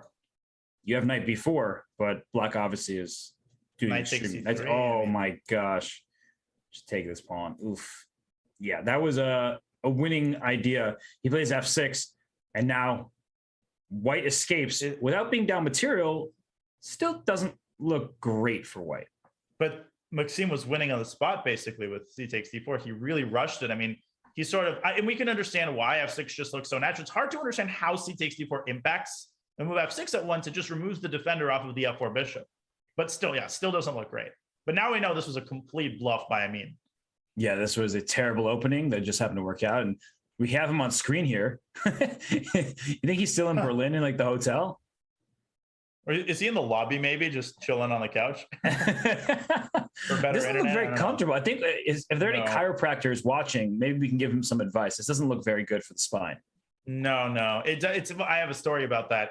So in 2011, Magnus was in the Bay Area, and I had the honor of getting invited to an event that he was doing an interview, and then would be an exhibition game against a local junior player whom he would just destroy. And I was that, lucky local junior. So, I went there, watched Magnus get interviewed. This was the first time I ever saw Magnus in person. So I was completely starstruck. And then we played the Blitz game. And then when I watched the video afterward, and this is on YouTube, my sitting posture was, I don't even know how it's possible that I was sitting like that. I mean, it was literally like curved. And that's like all anybody talked about in the YouTube comments. Like, this kid is going to have back problems pretty soon. And so how's your back doing now? That's the real question. It's doing okay. I've improved my posture, but I never lived that down. I think nobody knew about that until you told the story. So now it's your fault that story lives on. Now everybody's going to watch that video, but I don't mind. And I lost, but it was a competitive game. All publicity is good publicity. Now everyone's going to watch the video and see your face and then subscribe to your YouTube channel. And I see how this works. The continuation is that I had to make it back in time for a history test. And of course, my teacher wasn't happy, but I couldn't exactly say that I had just been playing the world champion. That's not a sufficient excuse. Well, what is history in this game is Black's advantage. I mean, Black still may be slightly preferable, but that was a free piece that was offered in the opening. So Matlikov, I'm guessing he doesn't even know that it was a missed opportunity, so he can't be too upset about it, and thus will be able to play a freer game. But obviously, I mean, he should count his lucky stars. Ignorance is bliss, and Maxime is going to be pretty unhappy when he finds out about this after the game. But shall we look around, maybe board 2? Oh yeah, Ooh. This looks more exciting. Opposite side castling position isn't that open, and Jeffrey Jean with the black piece against Sergei Movsesian. Here, Danya, I look at this bishop on h6. I'm wondering, is it really just trying to stop this rook from coming to f8? Like, what's White's plan? Not that I really see Black's plan, but I'll just throw it over to you. Come up with a plan for either side, please. Well, from the Black side, you would want to go g6, g5. So from that perspective, I like rook hg8, and he plays it. g5 is a threat, which means White probably has to go bishop g5. But then the other rook jumps out to f8, and knight e4 becomes an issue. It just seems like Black's kingside situation is a lot more desirable than White's queenside situation. White doesn't have anything going on the queenside yet. Pushing the a pawn just takes forever, and Black can stop it with a6. Practically speaking, I think Black's doing amazing here. Yeah. Okay, this knight c5 is a very nice move. Because now the e6 pawn is a bit tender, and if you move your queen away, well, I'll just take it. If you take on c5, that opens up the d4 square. And look at the dark square control, and this bishop, now we know where it's going, to the f4 square and that diagonal. Yeah, I underestimated knight c5. Queen f7, I would imagine, is more practical, but perhaps then the knight could swing to d3 if you want to be positioned, or you could play c2, c4, and then White's attack looks like it carries a little bit more pizzazz, queen a4, and then things get heated. Yeah, that's going to be quite scary for this Black king. There's not that many pieces shielding it. So c4 opening things up makes perfect sense, and you do not want to take on c5. It may be the best move, but you just never want to take on c5. No, you just don't want to be devoid of counterplay, and under tons of positional pressure. Queen f7 by Jeffrey. Movsesian has played really fast so far as well, which bodes well for his chances in such a complicated position. Indeed, although he needs to be a bit careful, because with these queen and rook lined up, a timely knight e4 or something like that could be an issue, staring all the way down to the f2 pawn. So let's say I make a randomly a3, and just to show the point is we get a situation like this where you think, oh, I'm just taking on e4. As you see, once f2 falls, this king is in big trouble. So watch out for this f2 square with the rook and the queen lined up. Yeah, it's a highly tactically charged situation, and understandable that Sergei is taking his sweet time trying to deal with all the complications. c4 could also be met with knight e4. So knight e4, I agree, is a serious threat, maybe necessitates a move like queen d2. And queen d2 and h5 were played. And once this pawn gets up here to h5, better control the g4 square.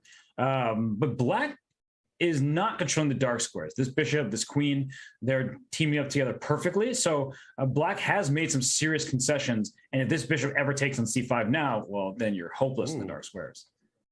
And b4 by Sergei, both sides pushing their pawns. I think this is what people's mental reference point when they think opposite side castling. They think, okay, like b4, h5, b5, h4. And this is actually happening this time. Yeah, no, it's right. It's what we're told. You attack me on where my king is, I'm gonna attack you where your king is, and whoever strikes first wins. But it seems easier to see how White strikes first, because you're gonna have pawns attacking one another. Whereas for Black, where are these pawns going? Even if you get this pawn all the way to h3, it feels slow, and White can push away. So the contact will be made by White first. Yeah, and that's why having a hook is so dangerous. The pawn on c6, as you said, can be made contact with, and the queen side can be ripped apart, making room for White's, bloodthirsty queen and knight on c5. So knight h7 by Jeffrey, an attempt to get that bishop off of g5 so that he can push his g pawn. Sergei says, okay, suit yourself. Well, now we see where Black's pawns are going, because g4, we talked about this line with the rook and the queen here, and watch out for g4 and knight g5, and maybe even a knight f3 check. So let's say we just drop the queen back, g4, we drop the bishop back, and knight g5. Ooh. Already knight f3 check is kind of a serious idea, opening up this king on g1. I still feel like Jeffrey's got the practical chances here somehow. I just get that feeling that even though probably it's dynamically balanced, double-edged, that white's fingers are slipping away from the ledge a little bit. Yeah, well, it just all of black's pieces are marching forward, and this bishop on f5 is such a powerful piece. It's been defending e6 this whole time. It also is staring at c2. Don't count that out, because with the rooks and the queens on the board, I'm sure I don't want to take there, open up the c file against my king, but especially if a queen trade were to happen, then I can maybe snag c2 at the right moment. Yeah, now the time situation equalizing as well. This is looking pretty good for Jeffrey. Yeah, it's even finding a single move here for white is easy, because b5 would be the most obvious move, but there is play, but he's looking at knight f3 check and things like that, just to show everybody if you take with the pawn on f3, after g takes with check, you're going to lose the piece back and your king is wide open. And probably the best response would be king h1. And I can bet you that Jeffrey is, b6. That's a gutsy move. B takes c6 looks so scary. Oh, my lands, that looks terrifying. Yeah, just getting all your pieces out in the attack over here. And he does go b takes c6. That was the choice. And if you don't take on c5, there's no justification for playing b6. Zero. I don't know about this, Robert. B takes c5, bishop a6 check, the rook coming in via the b file. And it's only an extra minor piece. It's not the end of the white's got plenty of attacking forces here. This is happening, right? It is all happening. I've touched nothing. This is what's on the board. And king to d8, rook b1, trying to go for these squares. Queen c7, maybe threatening knight f3 check, because knight f3 could come all of a sudden, and it's very easy to forget about it. Okay, that does look a bit worrisome, but after queen c7, the move like rook b7 looks possible there, because knight f3, king f1, yeah. Knight f3 check. Well, I was wondering if I could even take it, because after takes king h1, you're just one move short of getting this checkmate in. And if bishop h3? Bishop h3, I didn't even calculate, but that looks pretty annoying to deal with, because you're just trying to make a repetition of sorts, aren't you? Is there just bishop f1 or something ridiculous like that? I don't know. There is bishop f1, only move that keeps the advantage. Otherwise, it's just a draw, just to show everybody that Daniel's draw was these pieces going back and forth. Unreal. Let's see whether any of this is going to happen. Jeffrey right now, he's got his back against the wall, trying to find ways to muddy the waters. He's underestimated white's attack. Yeah, this rook b1, just going for the b file. It just seems straightforward. So it's funny. We started liking Jeffrey's position, and as soon as we said that, Sergey's like, are you sure about that? I'm just going to push my pawn open. I heard you. Yeah, but b6 was way too accommodating by Jeffrey. And I understand he took a knight, but that's not what you want to see with your king wide open. Maybe it was a reflex react. You just sort of assumed that the knight would move back. It's so easy to forget about this, in such a ridiculously complex position. We'll see if he can find anything at all to complicate the game and, slow down white's furious attack. Yeah, because queen c7, rook b7, queen takes c6. You steal a pawn, you think your king is going to run away, but queen e5 is just threatening checkmate over here. King's not going anywhere, is the main point. Queen e5, bam. So still no move from Jeffrey. I think he understands that this game is not going his way. And is there anything you can see, Donnie? You're really good at coming up with resourceful ideas in time trouble. Do you see anything he can do just to even challenge white in this position? Because it looks so straightforward.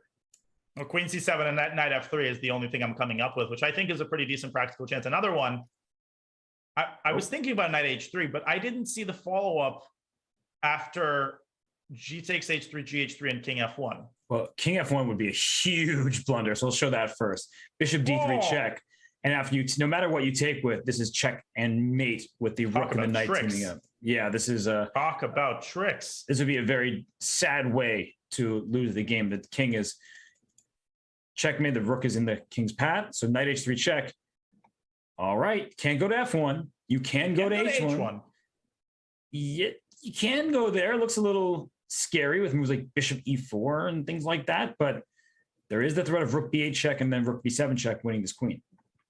Yeah, and Jeffrey could be going for some sort of a queen sack, rook f7, and he's going to have attack on f2. So Sergey, it's very hard to make this decision. On the one hand, g takes h3. If it works, it wins on the spot. But it looks like Jeffrey might have something after takes king f1. Right. I don't see what it is, though. There's There's nothing. Queen It's a bluff. C7 maybe now. Feels like a bluff. Oh, Queen C7. What is Rook B7? Queen H2, Rook D7, and then Queen takes C6. Oh, they're making moves, so it's dragging my mouse. Yeah, let's away, look at the game. Yeah, that would be painful. So takes, King F1. This is happening. Wow. Queen takes C6. So when Queen C7, take on C6.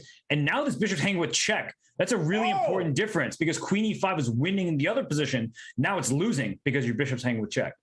Oh, my lands. Now, what does Tesla do? Queen A3 would reroute the queen through A5. That might be one way to go. Mm-hmm. Actually, is that just the winning move? Queen A3? It's a weirdly difficult move to spot, but it is the best move. And it might be the only winning move at this point. Queen A3, dragging your queen away from your king. And we've been so focused on E5, and perhaps Mo Session has as well. But to play Queen A3 and go through A5, that just wins because the king will have to go to E8 and then walk into another pin.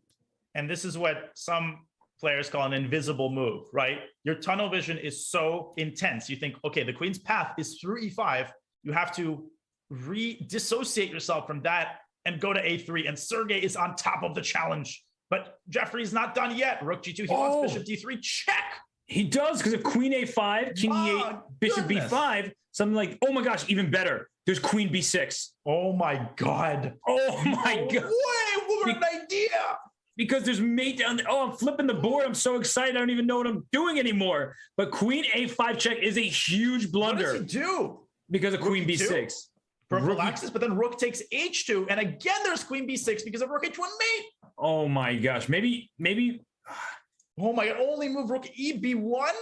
Only move Rook E to B1. This defense is out of this world. He played Rook E2. And Rook takes H2. King threatening E1. the mate. But King E1. Maybe I can call you Rook H1, Pawn H2, and Rook D1. King C3. Oh my God. I didn't have to complicate this. But Movsesian has evaded all of the traps so far for the most part. He might still be winning. Yeah, this Rook E2 move, though, that's a scary move to play. And in fact, it was not a winning move.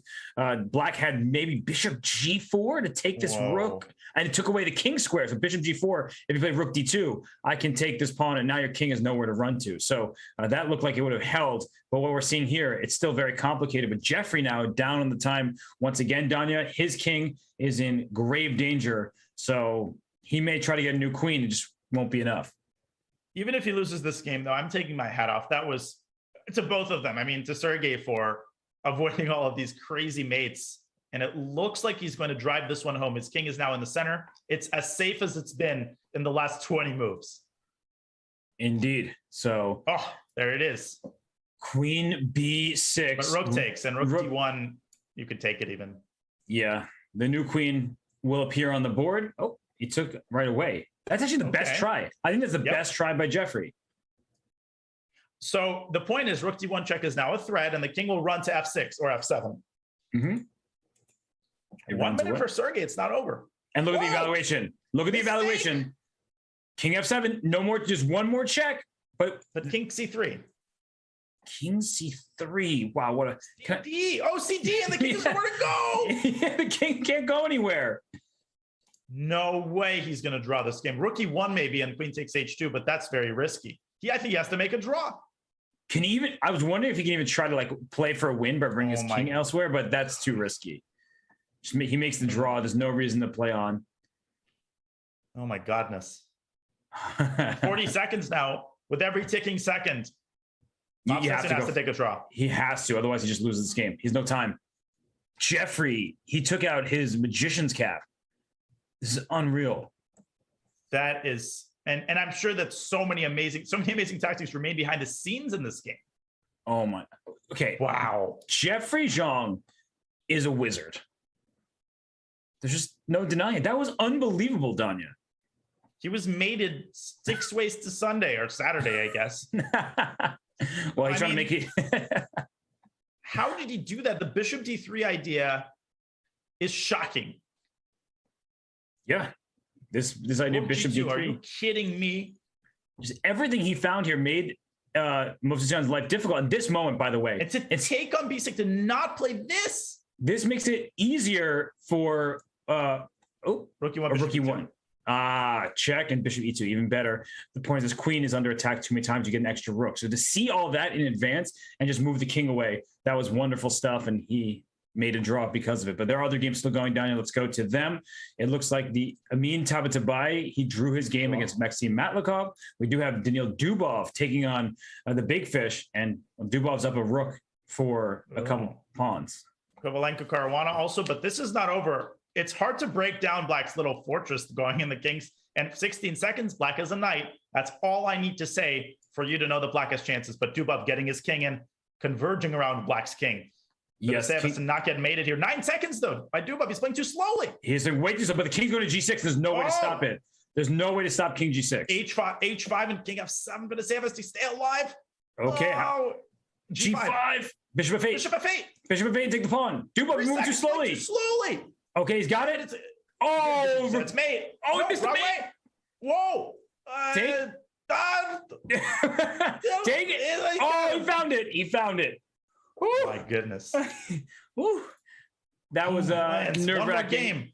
Okay, Demchenko, he has no repetition in this game. He loses on time. And now he beat Hikaru and he's struggling. How did Fabi do before we go on break? I'm just curious. Let me check the standings here. It looks like Fabiano Caruana. Where is he? Hikaru drew. Wait, where's Fabiano's 1 out of 4. Yeah, this is unreal. He is 1 out of 4. Oh, my Lions. And I mean, what a tournament this has been. And this has been epic. We're only 4 rounds in. There's 5 rounds to go. The players need a breather. We need a breather. And so we will go on a short break. You are watching the Rapid Chess Championship, Saturday Swiss, presented by Coinbase. We'll be back with the second half of the tournament in just a couple of minutes.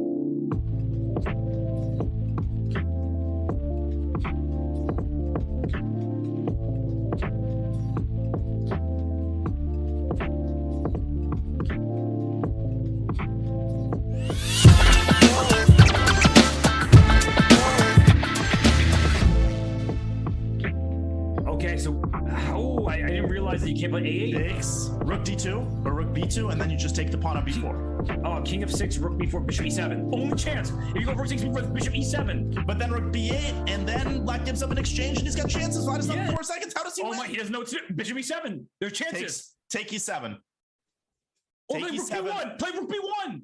If you play rook b1, rook b1 mate. Oh my gosh. Oh my gosh. That didn't just happen. Oh.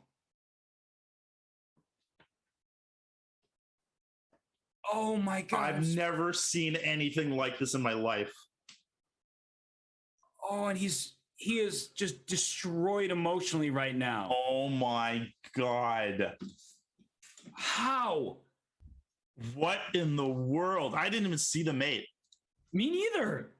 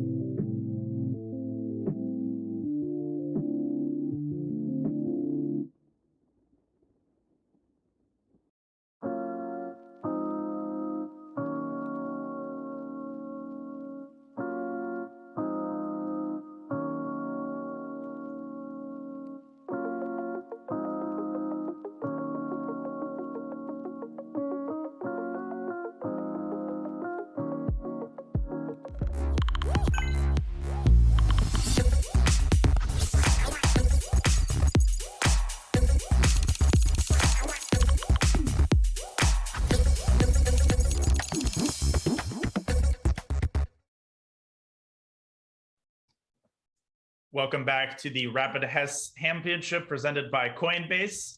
Halfway through the tournament, round 5 has just begun. What haven't we seen yet, Robert? We've seen absolutely everything. We haven't seen too much of Fabiano Caruana or Hikaru Nakamura because they have struggled in the early stages of this event. There still are 5 rounds to go. They can make their way to the Sunday knockout, but Danya, it's been a rough start. So maybe we can even check in on Fabiano. I know Jeffrey and Maxime will find them as this tournament continues, but Fabiano Caruana, he's playing white against Hans Niemann. And that's not an easy pairing when you have 1 out of 4 and then you play Hans. He needs to run the field. I mean, 6 out of 9 does qualify. So that's the silver lining. Fabi still has a path to qualification. Even 5.5 might get him in, although it's unlikely given his tie breaks. He's got to start winning. He's got to start it now. And Hans has just drawn Nakamura. He's on -1, and hey, you're playing Fabi with black. And we have two excellent matchups because not only is Fabiano playing against Hans, we have Eric Hansen and Hikaru Nakamura slugging it out. So let's go over to that game. We'll go back and forth. We have 2 great games that aren't even at the top of the standings right now. And we have a Karo Khan from Hikaru. And look at this. We have the Connect 4 pawn structure, but we have the party hat for black. So 2 different pawn structures already. Yeah, and Hikaru's Karo-Khan, a clear divergence from his usual Berlin. He cannot afford a single draw. And the Karo-Khan is a great way to play for a win just because there are no takeout lines, right? There's no equivalent of the Queen D4 Berlin. Yeah, this is a point in the tournament where Hikaru needs to kind of go all in. And right now, we see what Eric's doing. His knight has retreated from f3 to e1, and this is a common plan f4. This is why you don't often advocate for pawns marching up the board too quickly. It becomes easier to open up the position, and it's black's king that's still in the center. This is still theoretical territory, but just noting the black king could come under fire. And having this position against Eric is really scary. He's just so good at these complex tactical positions. And if you go knight g6 here saying, oh, I'm going to stop f4, that's a classic example of tunnel vision where you stop one threat, one door closes, another opens. In this case, the door closes for the black bishop, as you're showing g4 and f3. And it's goodbye time for the bishop. Exactly. So that knight cannot go to g6. That would be a mistake. So we will not see that move. If we see that move, I will be beyond shocked. Hikaru doesn't blunder pieces in one move very, very often, especially not in a rapid game. But a good start, I would say, for Eric, because he knows his line. He knows what he needs to accomplish. And if Black castles kingside, there will not be an attack on this white king. F6 played, and Danya wasn't liked. 5. I mean, Hikaru hasn't castled yet. Generally, you won't want to play this before you castle. Right, because where is that? I mean, the king has to go to D8. Ugh, F4, rip open the center. This looks terrible for Black. Looks bishop H5 check played. Whoa. Takes and queen H5 forces, I guess, rook G8. Hikaru basically banking on his pieces to support the knight. There's got to be something here. There's going to be an F4 at the right. I mean, you can just break everything open. And even though Hikaru can castle queenside, it doesn't help. Definitely doesn't. Wait, there are tactics here. This pawn, if I could take this pawn, so what if I go knight C5? And you take on C5, and I take on F6. Oh my God! And he doesn't do it. He takes on G6 first, and plays for F4, which also looks good. But you see the evaluation, Danya, mischance. It's really bad because I think Hikaru can play F6, F5, and close down the king side. He doesn't care about that H6 pawn. He wants to get rid of it, and then he castles queenside, and all of a sudden he's got the table perfectly set for a nice dinner. And on the course is going to be white's king on G1. And he takes F6. That brings that knight into the game. You don't want to make that capture. So just to show that one more time, that after bishop G6, knight C5 was a great move, hitting the E6 pawn. And if you take the attacker, E takes F6. I'm not taking your knight on C5. I'm just removing your guard from your bishop on G6, and the position falls apart. So to the live board, F takes E5 was played after bishop takes F4. And not F5. No, he just says, I'm just going to take, because if you take with your pawn here, now I can castle this way. And whoa, bishop drops back to G3. Why? I don't have all the answers. I have as many questions as you do, though. This just looks like Eric completely lost the thread of the game. Knight D3, that was his idea. He wants to take the pawn on his own terms. So bishop D6, as you're indicating. Knight C5 now. Jeez, it's not even taking E5. He wants knight takes, D takes C5 because the bishop has to run. He could have taken on E5 with the pawn, just going after this bishop here, but there's a lot of pressure and pieces protecting this E5 square. Yeah, now of course I'm influenced by the E-bell bar, but this just looks wrong. I mean, Hikaru's got to have something here. So he has enough defense on E5, but if you take with the bishop on C5 and then this pawn takes here, this looks scary for the long term. Like that doesn't look like something you want from Black's perspective. Yeah, it's hard to untangle, but I guess a move like Queen A5 here, if you try to break free after Bishop C5 DC. Right, just trying to get that and queen away. B5, and once that pawn sets, I mean, E5, E4, and that pawn phalanx in the center is not to be trifled with. And Eric is trifling with it. And there's no rook F6, which is very important because that would be such a nice square for double tagging. There's Queen A5, your suggestion, Hikaru plays. And rook F7, it doesn't actually threat anything on that turn. It looks a bit worrisome, but there's no concrete threat, which means that Black has time to play moves like E4 and grab this pawn. I was going to jokingly quote searching for Bobby Fischer when Hikaru played Queen A5. I was going to say I taught him that. I did. You know, it's when Vinny, when Josh blunders his queen, and you know, Vinny says I taught him that, but then it's the ultimate redeeming moment. Probably my favorite character in the whole movie. Yeah, that's a good scene. And all right, this is looking good for Hikaru. So I think we can bounce around back to that game between Fabiano and Hans. We haven't checked in on that for a minute. And what's going on here? What's the material count? Before we go to this, let me just really quickly say, for those who haven't seen Searching for Bobby Fischer, you have to watch it and see if you can watch that last scene. I won't spoil it without tears in your eyes. If you haven't seen Searching for Bobby Fischer, there are no spoilers at this point. That movie came out 30 years ago. Right. I mean, that's on of limitations this past. Yeah, that's on everybody, not on you for spoiling it. So this position, though, Danya, it's even material. I was trying to count the pawns. These double pawns are not bad because it opened up the F file, for example, and also gives the king an escape square. And this pawn on A7, I feel like that's a surprisingly important idea, is because this rook would like to come over to E8, but you may need to spend a tempo dealing with that pawn on A7, which could cost you. Yes, but you know, bishop takes d6 and bishop f5. And, you know, why did Black's king side? You know, if I had that kind of king side, you know, Mikhail Botvinnik would have, you know, punished me severely. He's going for it. Fabi, you know, He learned from the best. Is that what you're saying? Is queen d6 not possible because rook takes f7? Yeah, I think so. Oh, but then is there bishop takes d4, not bishop h7 check? No, that's ridiculous. Nothing works when you have a king that's that weak. That's the problem. All of the tactics fail because there's always some check that can be thrown in. Mm-hmm. And if rook takes d6, the idea is bishop f5, it seems to be. And after we trade here, this rook on f5 is causing black some problems on f7, on h5, and this bishop on g7. It's not the best minor piece in the world. And this knight eventually may even come over to the king side. So Hans did take with rook takes, and bishop f5 has been played. And we have this exact sequence. The rook is on f5, Danya. Yeah, to me, this looks pretty awful for black, but I suppose that black can drop h5 and, you know, he's going to be, the king is going to be none the worse for wear. Maybe bring the rook to e8 and put pressure on e3. Mm-hmm. And now bishop takes d4 is an idea. You have to be very careful. If you make some move like b3, bishop takes d4, if pawn takes, rook e1 check, takes, and queen takes f5. The queen is very importantly defending this rook on f5. So don't go ahead there and play that careless move. I'm trying to get back to the live position. Wait, was that just my analysis before? Has he really not taken back on d6? No, he has. So, okay, well, we're going to tune into the game between Jeffrey and Matlikov just to switch around to the top board. We'll come back to this game as well. But what's going on here, Danya? 3.5, 3.5. We have Jeffrey with the white pieces. And again, he's got that pawn on d5 just like he did against Anish. And this time, Matlikov, we have a bishop versus bishop situation. The bishop on f6 kind of blunted by the pawn on c3. So white's got all that queenside pressure. But Maxime trying to get things going on the king side. He wants to go rook g5 maybe. I don't really buy it because rook g5 can always be met with bishop e3, shooing the rook off of the g file. And if you're not going through the g file, how are you going to get to white's king? White's better, but how does Jeffrey actually improve? How does he intensify the queenside pressure? The same question as he had against Geary. Maybe bishop b6 and bishop d4. That comes to mind. How about bishop b8 and rook takes b7? Totally saw that. You passed the test.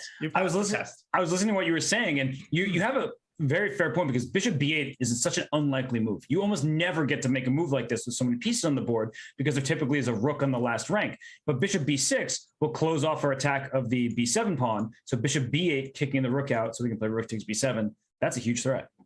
And generally a good sign and one of the best feelings is to put one of your pieces on an initial square of one of your opponent's pieces, especially the same one. So bishop e7 f8 would be even nicer, but this is pretty satisfying too. So how does black deal with this? It's a huge threat. I mean, you could play queen c8. Wait, it was white's turn? Yeah. Well, no, I thought you knew that all along. I thought it was the threat. I was like going for this next. So bishop b8, apparently not loved by the engines. And maybe just rook c5 and going after these pawns. But yeah, I think that's the reason. In any case, he goes bishop e3. So he's playing better. He doesn't go for the immediate threat. He retreats, and king goes up to g7. And all right, I mean, this tension in the position is remaining. White looks better, Donnie, but I just don't see the breakthrough. Yeah, and that's a pretty infuriating feeling because your time keeps ticking. You know you're better, but you just can't see it. Rook b6 maybe setting the stage for bishop d4. And ultimately, an idea might be to triple on the b file, but you can't really abandon your king either because black could strike unexpectedly with rook g5, and if your pieces are, you know, away on the queen side, you might end up in trouble very quickly. Back and forth they go. Is Jeffrey trying to play c4, b4, get the bathtub pawn formation, and even push to c5? It looks like he is. The bathtub pawn. I've never heard that before, actually. Nice. Oh, really? It's a known structure. You get the bathtub. I'm not known for my knowledge of pawn structures. So. Well, c4 played, step one, b4 next, c5. It looks like white can advance. And how can black do anything? You mentioned rook g5 as an idea. Of course, not possible with the bishop on the board.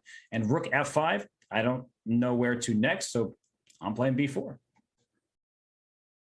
Yeah, Jeffrey pressing on the gas pedal. And if you go c5, c6, that is especially devastating for black, because that leads to the breakup of the entire queenside pawn structure.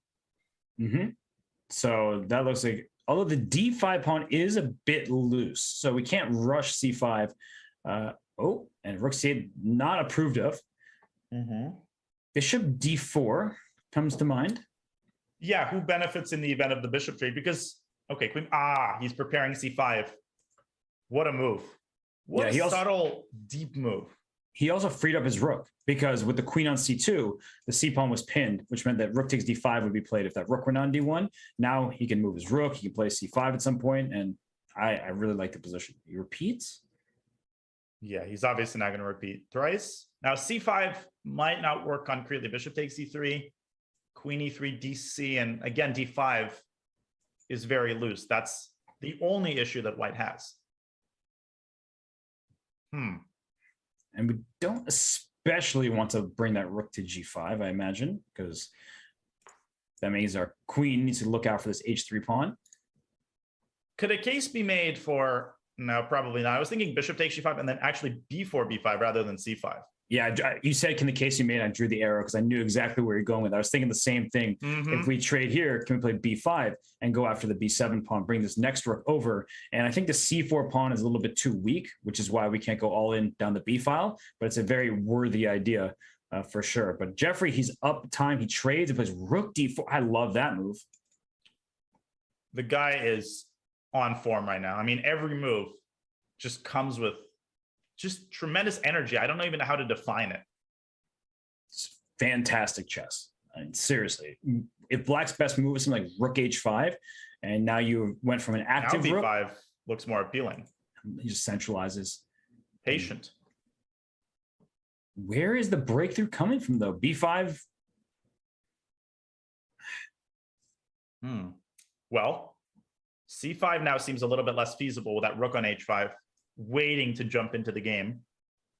So he said freezes the rook and queen in defense of the e7 pawn. Queen d4, and maybe just go after the h4 pawn. And if you can induce g6, g5, obviously that is unthinkable for black to cancel out the rook like that. So what can black even do here? It looks like h4 hanging is a big deal. Because king f8. Queen d4. His clock is fading too. That's not helping matters. And if you play g5, that rook is cut off from the fifth rank, so c5 can be an option there. Oh, this is terrible for black. There's a very instructive game by Jeffrey thus far. A positional masterpiece, and he's got to put the finishing touches here. It's never over against someone like Matlikov. Queen f5 trying to get active. And can you take h4? I think you can. I would grab that pawn. Queen b1's only one check. When king slides to h2, no big deal. And there's even a mate threat on h8 in some variations, which is another burden for black to deal with. Very true. So Jeffrey thinking he wants to be perfect here. He doesn't want to allow any counterplay whatsoever. Queen f5 did make sure that c5 isn't available for the time being. And that's something you'd look for. But rook takes h4. I don't see why that can't just be played. And he plays b5. Whoa. Maybe he overthought it a little bit. Now, this doesn't ruin everything. It still looks very, very convincing. It does indeed. And the time, a6 he wants to play. He just wants checkmate. So, but a6, the queen does cover c8 for now, but then e7 falls in some of these positions. Can I play a6 and rook takes e7? Rook e7. We thought about it at the same time. Oh my gosh, a6, b takes, rook takes e7, because if you take on e7 now, you get checkmated on h8 because you don't have a block on the 8th rank. But rook e8, and maybe black holds on that way. You can double on the 7th, but is that so convincing? Rook h5 to h7 could also be a nice defensive move. Yeah, somehow it seems that black is holding on and not getting checkmated, but he went rook b3 instead, and then he's going rook e3. So he's just keeping the pressure. Rook e7. And rook e7, rook e8 collapse. Is done. And rook takes c4 maybe, but just even queen f6. No, it's rook e8 and queen h8 mate. Oh, man, yeah, sorry. I mean, queen f6, we always tell them this. When you see checkmate, look for better. So I'm just trying to rub it in. Just sit on the position, say you are checkmate in 15 different ways, and you're not getting out of it. Positional dominant. I mean, how do you beat Matlikov like this? How is that possible? I mean, the way Jeffrey's played today against Anish Giri, against Jan, against Matlikov, he is just playing some of the best chess we've seen from him. And this is why we love this. The time control is perfect. It's conducive to these kinds of games. You can play masterpieces in the RCC And we're seeing that here once again. We're watching Nepo against Fedoseev, locked in a very complex endgame, down in exchanges. Fedoseev, but look at the activity of his pieces. Yeah, that bishop on e4 is a fantastic piece, and it's in exchange for one pawn. And this h4 pawn now is under attack, but he's going to open up the white king. Okay. F3, rook b3 check might be the problem. Now it looks like Jan is going to get the upper hand. His king always has h2. Oh, I don't like this, because if this a rook can get to the d file, it's a problem for black. And rook b1, trying to play rook d1 next. Rook d1 f2 check. Yeah, be careful. I mean, I would just go rook e1, but then king d2. Oh, he gave away rook! No. What? Oh my gosh. And Jan, Rook B. Oh, and he blunders the other one, F2. He just lost 2 rooks in 3 moves. How did that happen? That's not even a long range blunder. There's literally a bishop in your face. No, I mean, he could play rook e1 check, kick the king, he could play rook f1. Anything wins. Anything. The time advantage he has. Even, yeah, I mean, this GF, anything wins. Rook b3 check gives away a rook on 1 turn and just loses the game on the spot. Just when I say that this time control is conducive to good chess.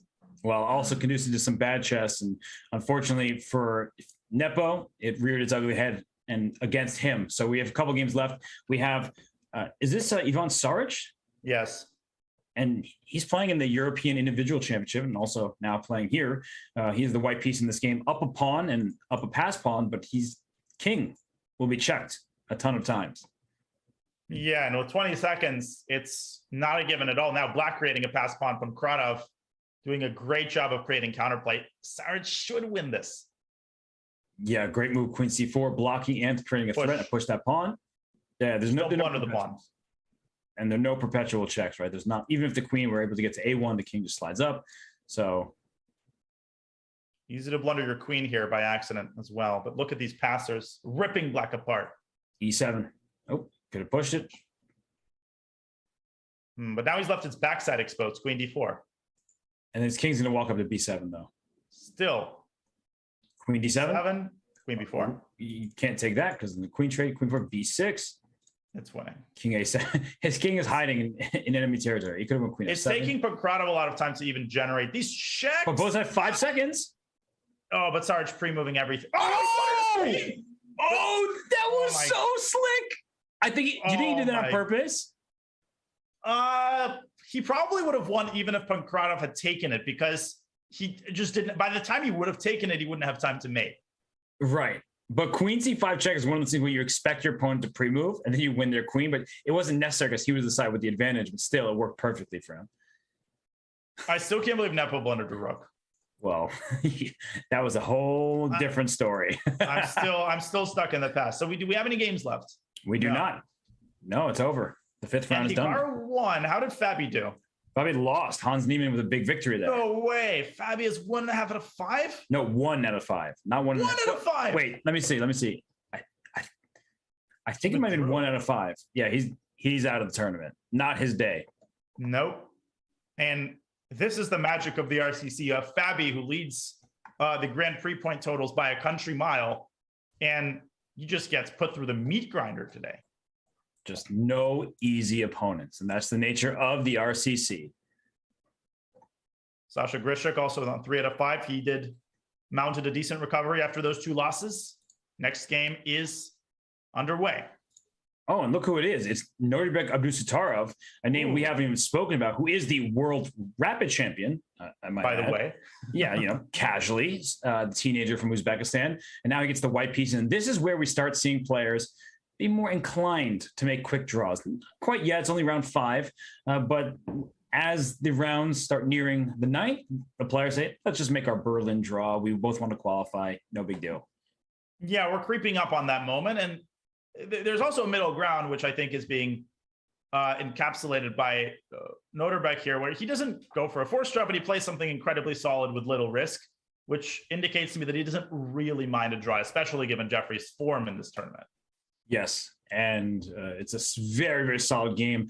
pawn structure the same for both sides. The knight did just go to e2, locking in the bishop on f1, but the knight wants to get over here to the king side, and white wants to play c3 to create a pawn chain to keep d4 safe and sound. By the way, we do already have a result in this round. Oh my goodness, g5 was just played by Jeffrey. What was that about Jeffrey just being solid and now playing his opponents? Now he plays g5.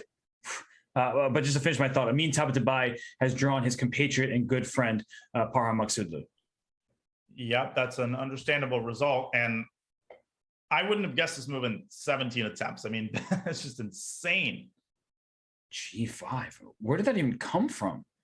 Could that have been a mouse slip? Or I don't think so, but is it possible that he wanted to play G6? I mean, I would want my pawn back on G6. Right. He's playing so quickly that I guess it's not. But wow, what a decision to keep that knight and restrict this bishop all at once with this move G5.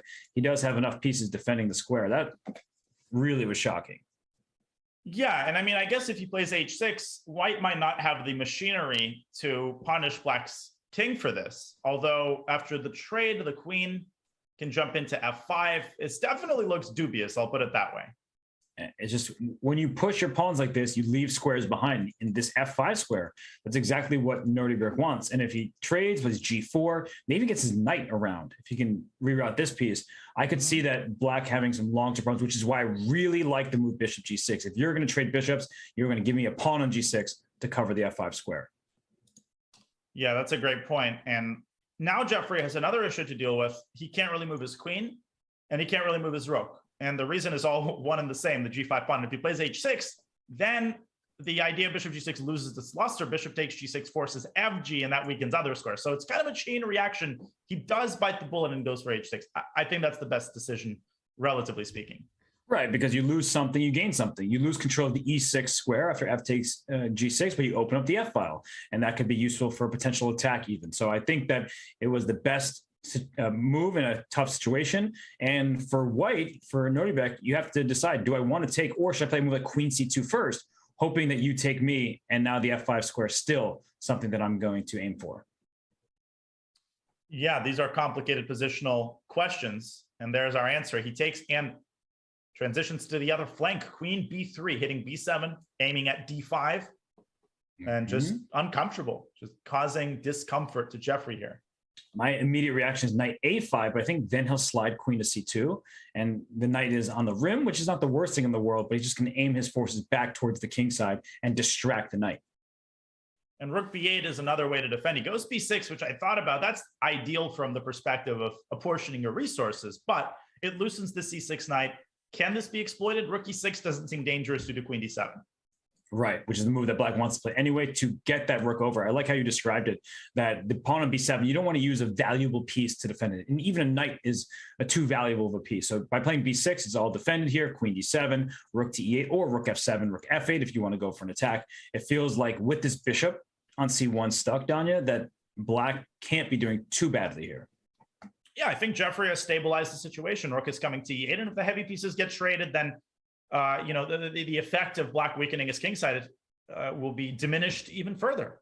And I'm wondering at what point does white consider like knight to E5? Because if we get a trade of pieces, now white gets this passed pawn with a rook behind it, and it's sort of closing in on this king on G8. So knight E5 is certainly a move I would consider, but it also could be bad because once the capture happens, maybe that pawn E5 is stranded and can be won. And it can be blockaded with the queen from E6 or even potentially the knight. And Naroditsky preparing to double. So rook A E8, rook A E1, and black can't quite force the trade of all of the rooks because in the end, the D5 pawn is going to hang. Right. So in this situation, you would like to just bring your next rook over. But as you point out, the queen is distracted. Queen takes D5 check, and that's not a pawn you want to sacrifice or blunder. So rook. Yeah. No, it's definitely a sacrifice. I agree with you. And knight A5 still somewhat tempting, but the queen slides back to C2, and he first is going to trade one pair of rooks and maybe king G7 as one option, but then I'm even more tempted by knight E5. Yeah. I mean, I guess, but the specific problem that I have with knight E5 is bishop takes E5 and queen E6. And I feel like I'm putting that weight in the center, and I don't see how you progress. I guess with the king on G7 in this equation that I just don't like the king on these dark squares with a dark square bishop on the board. But you're right that in general, once we see this trade with the queen coming to e6, it feels like a blockade on the light squares, and that's a dark square bishop. And we know how that goes. The knight can reroute itself and go to a light square that the white dark square bishop can't get hold of. Yeah, interesting position on the sacrifice topic. I feel like that could almost be a Mikhail Tal quote. I've never made a single blunder in my life. It was all sacrifice. There's another funny quip that's attributed to Tal, but it's actually from a Soviet TV show. But I've heard it integrated with Tal. So the rumor goes that some interviewer asked Tal, there's a rumor that you train chess more than 24 hours a day. How do you do it? He answered, I just wake up an hour earlier. That's awesome. That's a good one. Case, there's your move. Well, now Happy d5 now, is Robert? hanging. Not really, but d5 is hanging, so that's the reason why he's going for this. Bishop e5, queen takes d5, intermezzo. Right, with a check to the king, to the knight, and to the bishop all at once. So you don't want to give away that pawn. And knight e7 is possible. This queen is almost trapped. So if he played knight e7, like the move g4, where's that queen going? It has to go back, because if you go in, then after rook e1, your queen really is trapped. Goodbye. Yeah, knight takes e5 played. Now, d takes e5. What is the concept here? Well, you definitely can't take here because knight f7. So take on e5. Whoa! Wow! Jeffrey sees everything. That instantly. He sees everything today. Queen d3 intermezzo, defending d5, attacking the rook, pressuring the bishop. Wow. It's not out of the question that e takes f6. It probably won't land white in a winning position, but sometimes you give up your rook and then take this pawn and go for this king, which is wide open.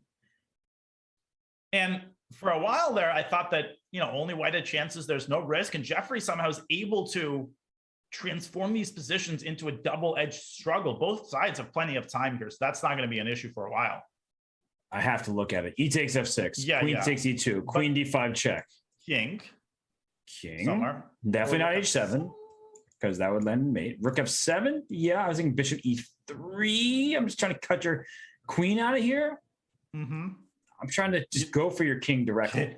King h8 off her draw.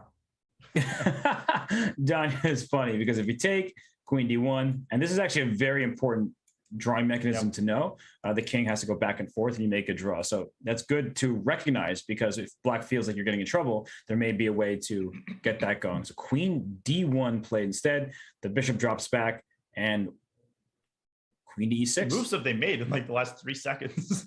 Yeah, they just brought all the pieces back from aggressive positioning, and now queen's on e6. Is this e5 pawn a strength or a weakness? I feel like, I know this may sound weird, but I would already prefer black. Yeah. It's exactly the scenario I was describing earlier, where the queen blockades the pawn. Black has tons of ways to improve: c6, bishop c5, rook f5, and H5. White's play has kind of reached a dead end. Yeah, active play for white is very difficult to find, because you put a rook on d3, you attack my pawn, you already want to play c6. So thank you for forcing me to do that. Bishop d2.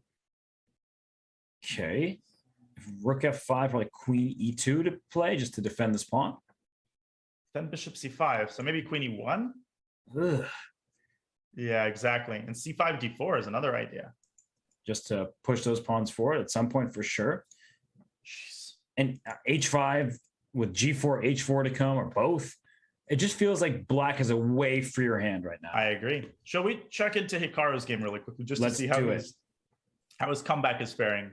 He's playing against Jumabayev, who famously knocked Fabiano Caruana out of the World Cup. And, well, Hikaru is up a queen. But for Lasker compensation, you have bishop, pawn, and rook. Let's use this pawn instead. But a rook, bishop, and pawn is worth 9. A queen is 9 as well. So it should be sufficient for a hold if the black king can remain safe. Although Hikaru knows how to complicate these situations, g5 is a nice move, preventing the further progress of white's pawns. Hikaru is still trying to push through with h4. Right, because if we get a trade here, then at least there's a target. And if you take, well, then maybe white can start pushing these pawns even more. Yeah, and there's some flagging possibility here, especially if you can get Jumabayev, let's say, to 2 minutes, which he's already doing a very good job of. Yeah, white can easily shuffle around, and black's shuffling is much more difficult, excuse me, to work out. So this knight in d6 is a great piece. Yeah. Should we say it's a jumbo-sized knight? Oh, Danya. Looks pretty normally sized to me. Whoa! He's tying black down. Damn. Wait, what if g takes h4? What exactly is the terrible reputation? I guess king h3 maybe? Now there's knight takes e6. Oh, and the rook hangs. Yeah. Oh my goodness. But earlier, g takes h4 was definitely an option. Now knight takes e6 is already a threat. How does black deal with that? Because he can't move his knight, then f7 falls. I guess that's how you do it. You move the rook to a safer square. Yes. And if you take on e6 and we get this position now, the knight can just block, and the king is going to be shielded by black's pieces. So instead we saw f3, rook f4. That's a good place for this rook. And it's not out of the question that black at some point can even try to play for more than a draw. I mean, not now with your king still a bit unsafe, but if white just dilly-dallies, I feel like black is the one at some moment who can turn the tides. No question that if white overpresses and he starts losing his pawns, if white loses another pawn, let's say the f3 pawn, then absolutely black will be on top. I'm most worried about the combination of Juma-biased clock and the fact that his king is unsafe. It takes a lot of time investment here not to blunder, and I don't see him pulling this game out. Yeah, it's just two minutes. With down 3 minutes in the clock and only 2:20 left, it just feels very difficult to survive this. And he needs trades to happen, but even organizing those trades, orchestrating them is going to be a problem because you don't want to push f5. That makes e6. You really want to push h5, then this pawn can capture you. Every move is difficult. He needs to find a way to simplify the position, maybe knight c4, but he's not succeeding. He's down to 2 minutes. I mentioned that as a benchmark. This is looking pretty grim for Jumabayev. For sure. So let's go back to the game between Jeffrey and Naroditsky, because I see that Jeffrey has won a pawn. He is up one and attacking another on f2. This king on h2 doesn't look safe, even though black's king temporarily is more open. Yeah, and there's obviously very high potential for perpetual, but if black takes on f2 and then somehow hides his king, white's king could get checkmated on g1. So very double-edged endgame. And here, from white's perspective, bishop takes f2. That looks like a free pawn, so you don't really want to give this up. The queen on a2 is defending d5, it's defending a7. And with bishop b8 always available to white, a move like queen c4 may be harder to make work because this pawn a7 could fall at the end. That's right. And bishop e5, a move greatly disliked by the eval bar. Is it because of queen c4? Now queen c4 is definitely more appealing than it was a moment ago. And what about bishop takes f2? You can just take you can just take a pawn to the bishop. There's no check. I somehow forgot about that. He goes queen c4 and queen back to d2, and now this queen is ready to go. Oh, that was wrong. And Jeffrey he overthought it, as did I. And queen c4 looks appealing, but now it looks like Naroditsky is stabilizing once again. And is a great illustration of when you can buck the principle of don't trade when you're down pieces. Bishop d4, no, you're down a pawn, but your king is much safer without the bishops on the board. So if bishop takes d4, pawn takes d4, and then this queen will venture and try to check this black king a bunch of times. That's right.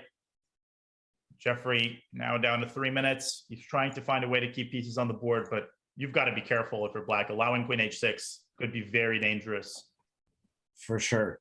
And I just noticed that David Paravian is taking on Sergey Movsesian. We haven't checked in on Paravian in a moment. He's been in so many of these knockouts.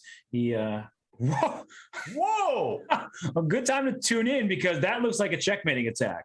Yes, it does. And it doesn't seem like Movsesian can pull a Jeffrey Zhang here. He's just busted every which way. And look at the king, queen h7, queen g6, and rook h8. Oh my gosh, and he's going to play it for sure. He is. He saw that in a millisecond. Oh, look at that. Look at that. Pin pieces protect. Puzzle rush tactic with the checkmate. That was vicious. That was incredible. You could just tell that was an amazing game. And he just busted open the Alekhine. And I see Movsesian typed good game. And that's just a sign of ultimate respect. When when GMs lose, we normally don't say anything. We just move on with our tournament. Sulk. Yeah. Most of the times, like, yeah, no, that was a nice one. You got me. Yeah, that was incredible. And Paravian is just such an entertaining player. As we see Hikaru on his way to flagging Jumabayev, does he realize there's no increment? I don't know if he does. Well, it's surprising because he's played in this event multiple weeks, so he should have learned that. He also lost his knight for several pawns. So even though the game, maybe objectively, it still is a hold with some kind of fortress possibility, with 6 seconds left, it's a win for white. It's over. And Hikaru is putting himself in a position to qualify. He's going to have 3.5 out of 6, a winning record for the first time. He's got a great shot at qualifying. And there's the win for him. So 3.5 out of 6, as you pointed out. And Jeffrey and Nordbeck, they drew their game. It looks like some games still remain. We have Big Fish taking on Mishanik, and that king on H5 there. It looks like it's about to be checkmated. And Fedoseev, beating Nepo in the last game, but he is still struggling this time. Plenty of time for Alexei. Maybe some stalemate ideas if you can give up the knight properly, but I don't even see how that can be organized. What about just knight e4 here? Oh, there's checkmate. Oh. Yeah. 94 might be curtains. He's taken. Also good. He wants to trade pieces. He's like, I'm also up 2 pawns, so I don't need to checkmate you necessarily, though I like the look of going for checkmate.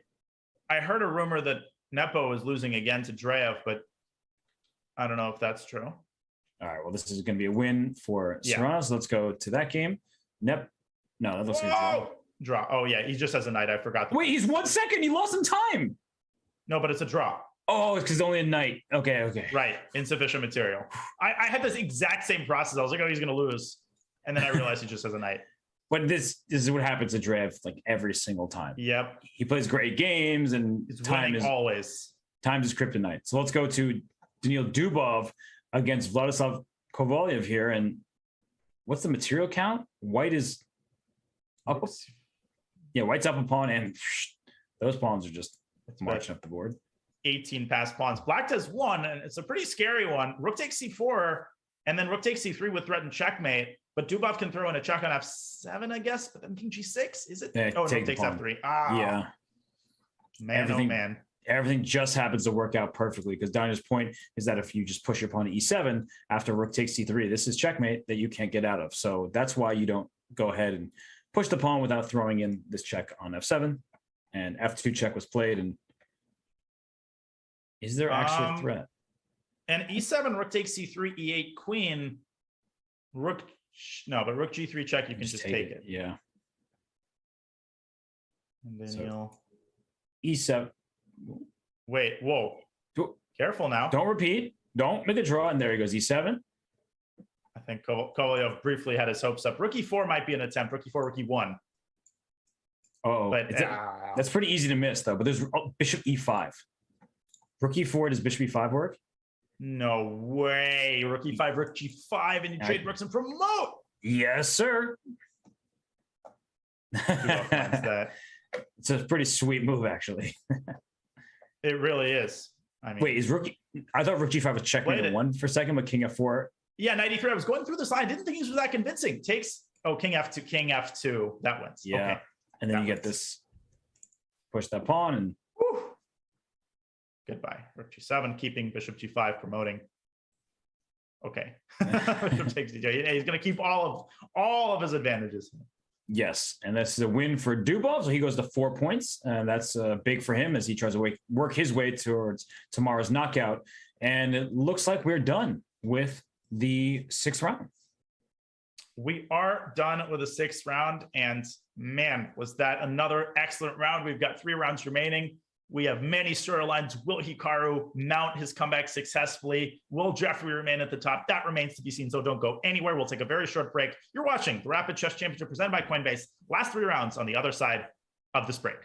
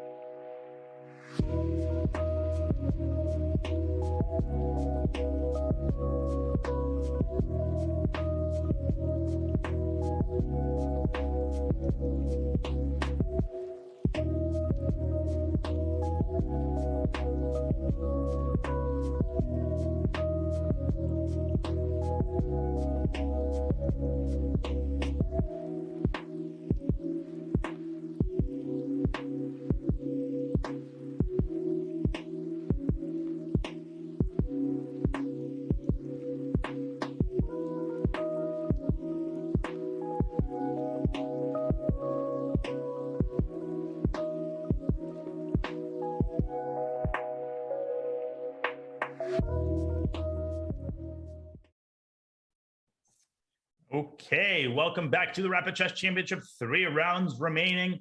Who will make the top 8? And only the top 8 qualify, Robert, to tomorrow's Sunday knockout. That is indeed the case, and it will be a single game. It's an elimination tournament. It's so much fun every Sunday. And you see players on screen right now. We have 6 of them. Here we see Alexander Kostenyuk in the bottom right. We have David Paravian doing the vintage chess player, a hair twirl. And we've seen Min, David Paravian, so many others over the course of chess history. Honestly, we could create like a montage. And Jan looking distraught.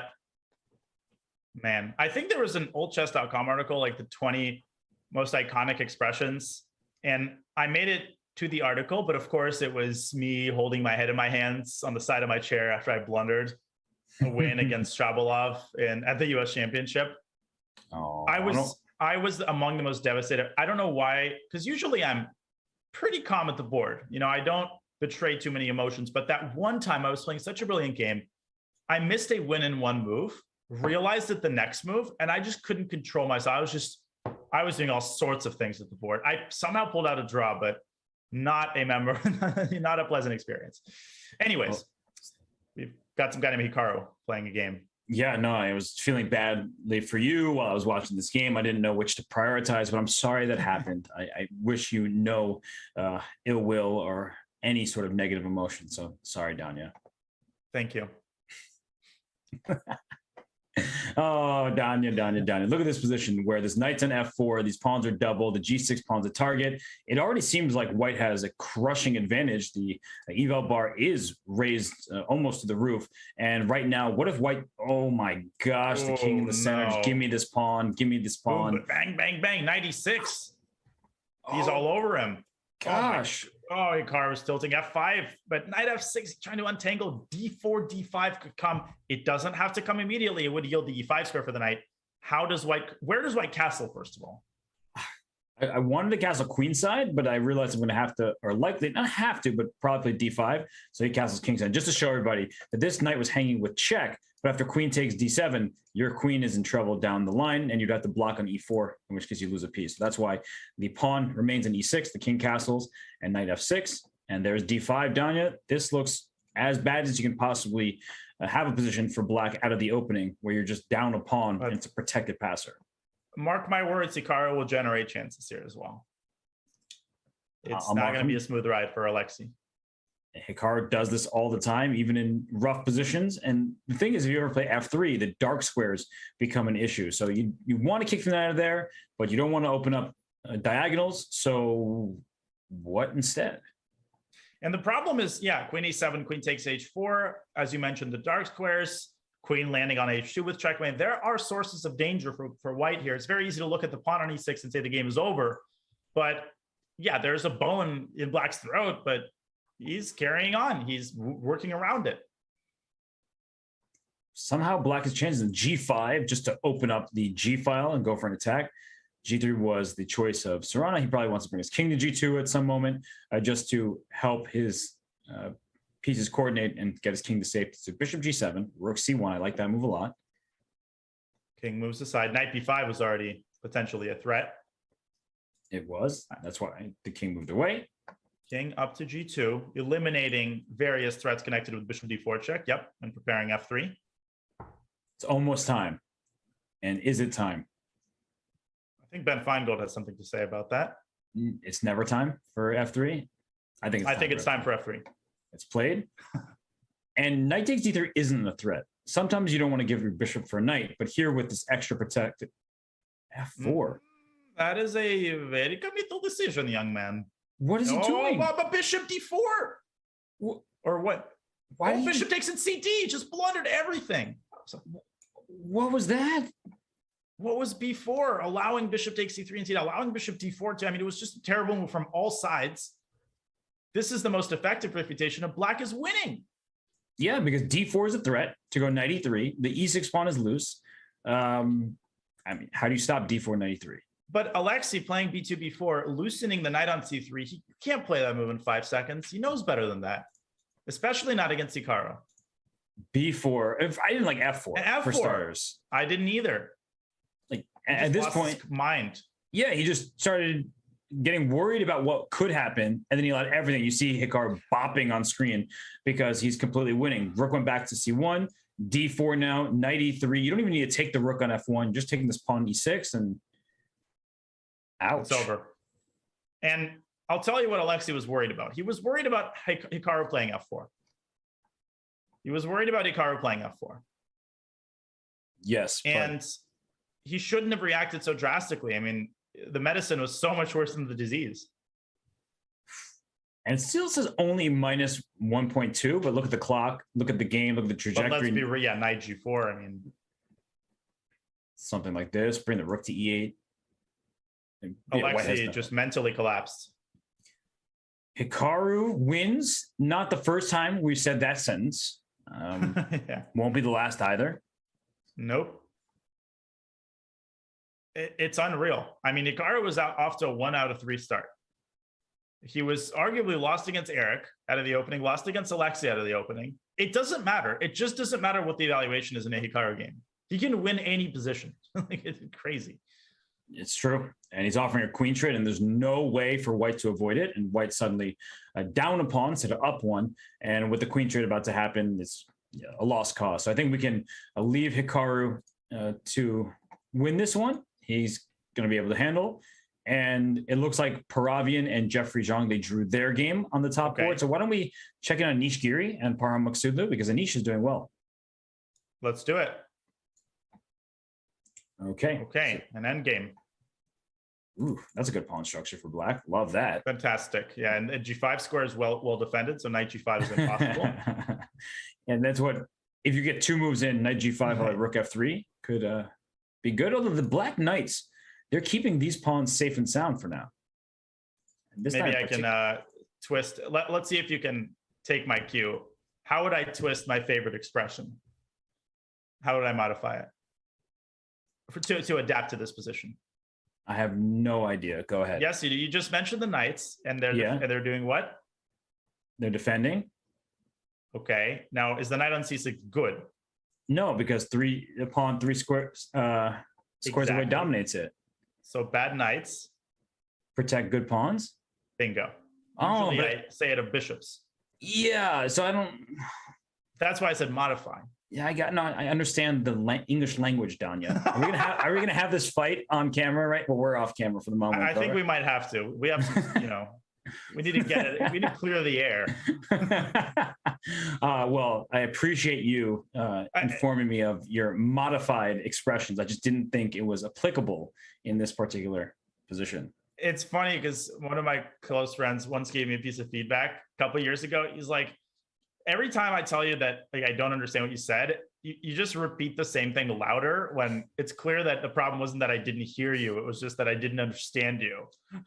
Yeah, the problem here was I understood you. I just didn't agree with you. So, we all have our moments, but. I see. So you're undermining my reliability and validity as a commentator. That's what you're trying to do. I see. No, I'm just trying to focus on the chess. Yeah. Like, I mean, we don't have to talk about our quarrels now, but this rook on A3, that's not a good rook lift. So Anish's pieces are awkwardly placed. Black's piece is much more natural in this position. And this knight is going to go to D7, all right, A6 and C5. Yes. And now it's the good knights attacking white's good pawns, and they're not so good after the knight gets to C5. Once knight C5 happens, A4, E4, both under attack. You don't really want to play F3 and open up the second rank. And yeah, was that I feel like Anish is grasping at straws here. Sorry. No, I thought, is he hoping for a repetition? I mean, otherwise I don't understand this little knight maneuver. Yeah, he's like, please play king F6. Come on, I know you want to make a draw. You're playing the black pieces. I'm Anish. Let's do this thing. No, why would Parham? Look at his pieces. Perfectly placed. It almost feels like he's made 8 moves and Anish has made 2. Yeah. It's like he went rook A3 back to A1, knight H7 back to G5. He really hasn't done much of anything. Yeah, I mean, it's like this TV show I watched recently, 11/22/63. It's about this guy who travels back in time and tries to prevent Kennedy's assassination. And the real time happens very, very slowly. So he comes back, he does all this stuff, he gets rich in the 60s. He comes back and his friend just took one bite out of his burger. It just feels like Anish just barely started eating and Parham is already all over him. But wait a minute, +4. Where's the win? Yeah, that seems a little drastic. Excessive. Yeah. C5. So he could have taken pawns. Like this pawn on C3 was hanging. So maybe just rook takes C3, give me a free pawn. I don't see what the problem with that Apparently was. Hikaru blundered as well. Hikaru blundered? Apparently so. If we are to believe chat, which is a risky proposition, but Yeah, why would you do that? I'm sorry to interrupt you. Wait a second. Oh my goodness. Let's go to that game. That's not even a lie. You're not debated this time. This game is complicated all of a sudden. And how? I mean, we saw Queen C6, trade C5. He took. Okay. And then Okay. still looking great. And he just walked into B5. Oh, he blunders B5. Yeah, he's in a -3 position and then plays King C7 and B5, walks right into a pin and loses this pawn with check. And now, okay, rook takes D4. All of a sudden, rook H2 check, king F3, but then there's knight G4. Knight So where do G4. you want to go?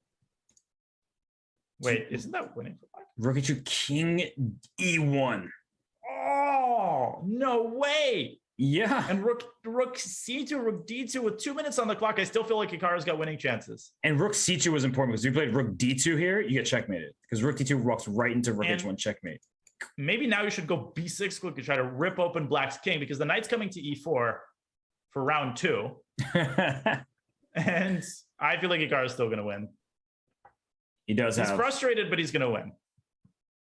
And that's frustrating when, first you're up a pawn in the opening for nothing. Then you blunder horribly. Then you're, doing fine. And then you still lose because you're down 3+ minutes on the clock and it's Hikaru Nakamura. Yeah. And just every move is so challenging for the opponent. And this is Hikaru in bad form. He's just not beating people as convincingly as usual. He's still Right. beating them. Right. King D4. Okay, watch out for rook C7. Whoa. Actually, what does black do here? Knight F6. Uh-huh. So he goes Takes there. Oh, if rook C7, he wants knight D6, I think. Oh. And Because then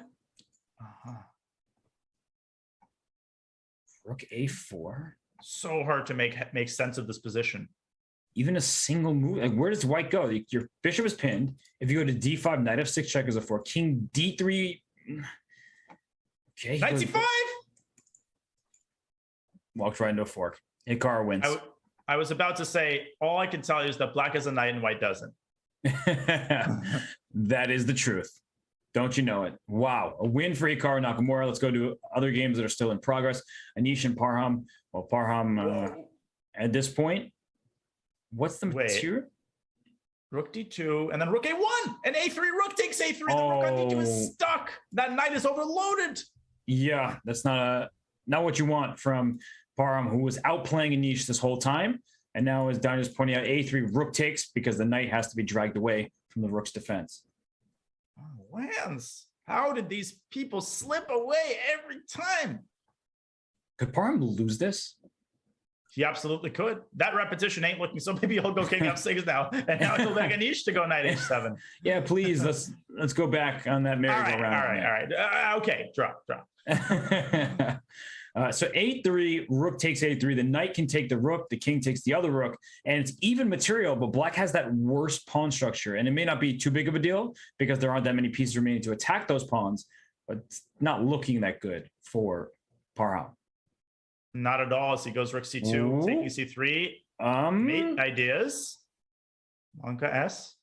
So you could take G7. Black does have that passer. Okay, he's going for E6 instead. Can't blame him for that.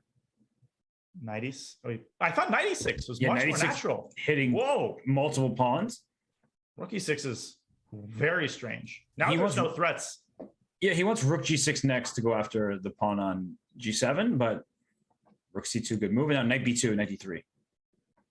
But as the wise sage, the Greek sage Robertus Hess has said, it's not about the quantity of passed pawns, it's about the quality. Translated from the Greek. Yes, no, thank you for doing that for everybody because my Greek's a little rusty. And C4, knight D3 check, both on the docket here, and this king can just walk away. So white's pawns are going nowhere. Rook takes g7. Yeah, you're up a bunch. You need to play g4 after probably and push these pawns. F4 by Anish, getting his pawns in motion. It's a 3-result game. Yes, it is. Could we possibly see like a knight d3 check, king d1, rook b2, and then a knight wheel? Probably not. There's very high drawing potential anytime you have this rook and knight situation. As Parham pushes, Anish creating his pass pawn. Seatbelts, they're mandatory. Here we go. There is definitely going to be turbulence. C3. That was a blunder. Look at that. King E6. E6 check seems so natural, and it's a bad move because now knight d3, king d1 is rook d2 checkmate. And king f1, rook f2, and c2. And black's pawn is just faster. Knight d3. Rook f2 and c2. Here we go. There it is. Bang, bang, bang. And Parham's going to win it. Yes, he is. Rook d2. Don't pre-move any promotion, because once the rook takes, once again, for the second time in his endgame, the knight is doing too much work defending a pawn and the rook. Oh, shutting everything down. It's all over. How is it only, there's a 72? Yeah, it says minus, I thought it said 7.2. I was like, no, that minus 72. That was a slight understatement. So a win for Parham. He goes to 5.5 out of 7. We still have games between Grischuk and Big Fish. That is Vladimir Fedoseev. And what's the material count? An extra exchange for Sasha. Yeah, Fedoseev kind of looks like a fish out of water here. Don't move this rook from A1. Do not allow that checkmate back here. Did you hear that I just made a pun? Yeah, I did. I ignored it. Just making sure. I listen to you, Daniel. Don't worry. I just also choose to ignore you. I'm reassured. Okay, just making sure that you feel good about it. I do. If you move this rook to A7, there could be check and this bishop going into F3. And an en passant checkmate was possible there. Yeah. Just kind of cute. How does he win? Knight d4? Knight d4 to e6 was something to consider. Careful now. Don't repeat. I would keep the bishops if I'm Fedoseev. Bishop e2 maybe. But as soon as he moves away, then he goes knight e5.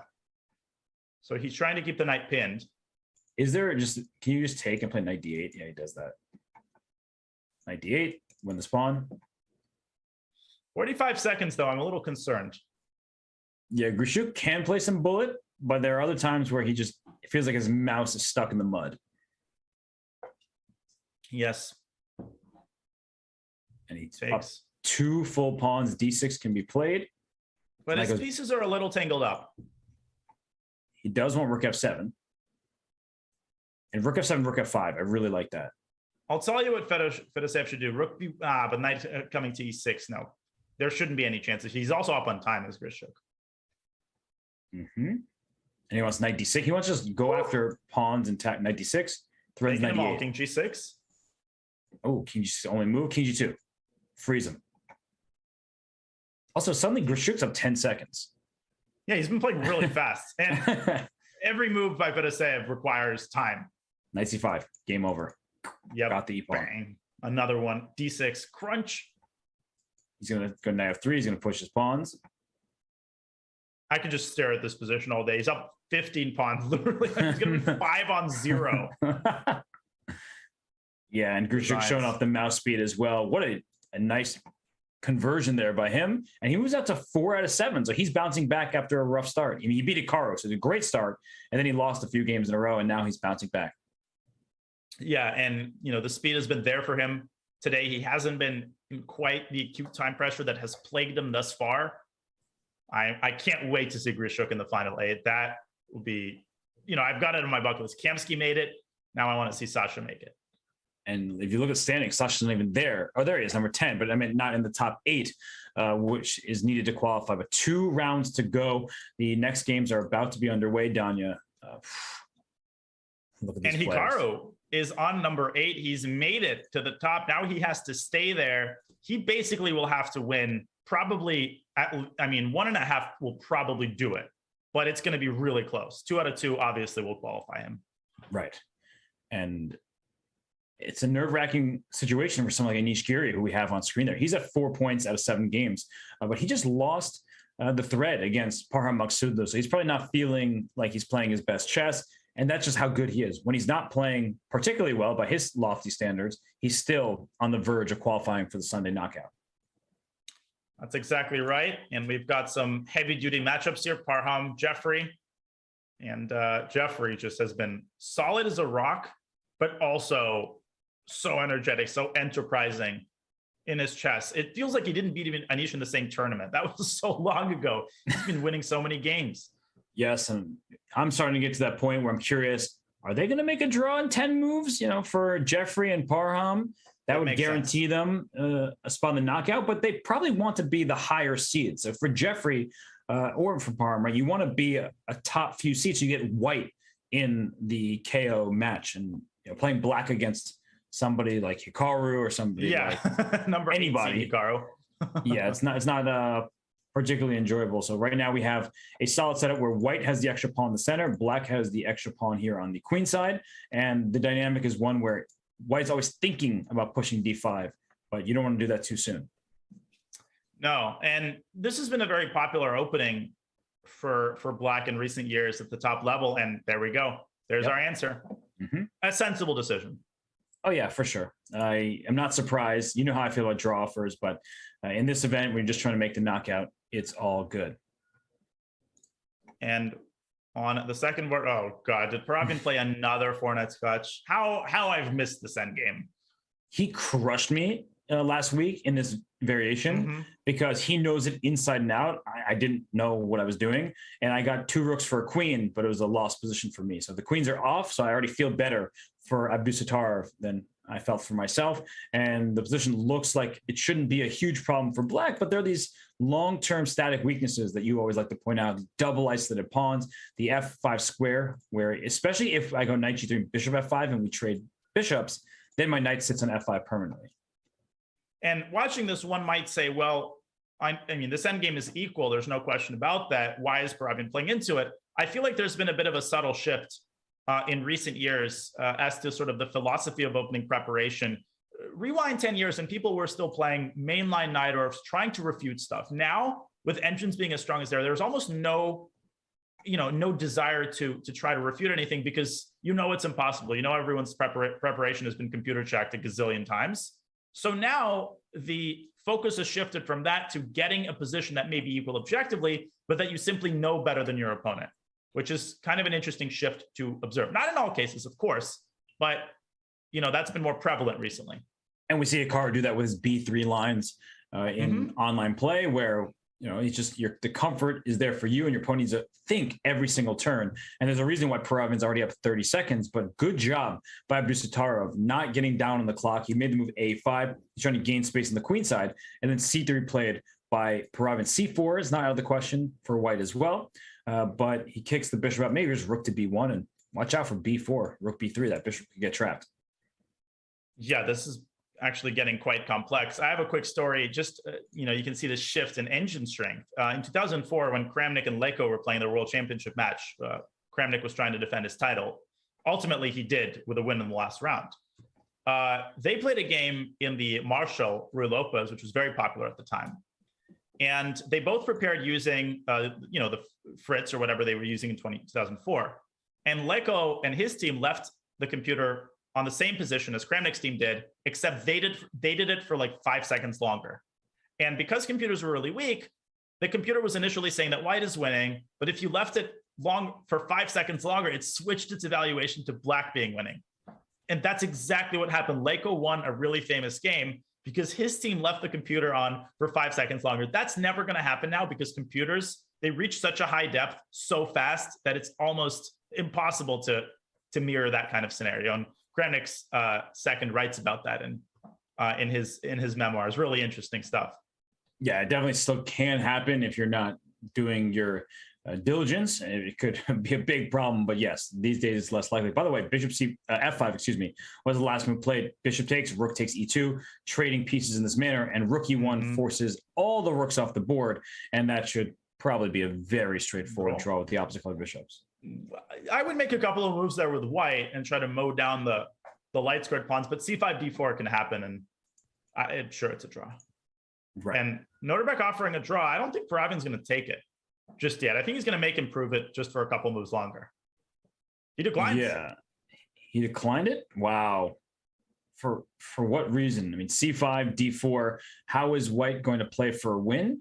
I guess bringing the king up the board quickly to try to go for this side of the board. Exactly. Bishop d7. Yeah, get the king to c4. If you create a passer on the queen side and black's king is not fast enough, also the king side pawns are weak. You could mop up f7 at some point. I've seen these kinds of endgames blown. So Naroditsky doing a great job taking his time. He has to find the right setup where everything is protected. Yeah, there are two options that come to mind. One is bishop b2 and d4. The other is c5 and d4. So if we play c5, the king comes up and try to play d4.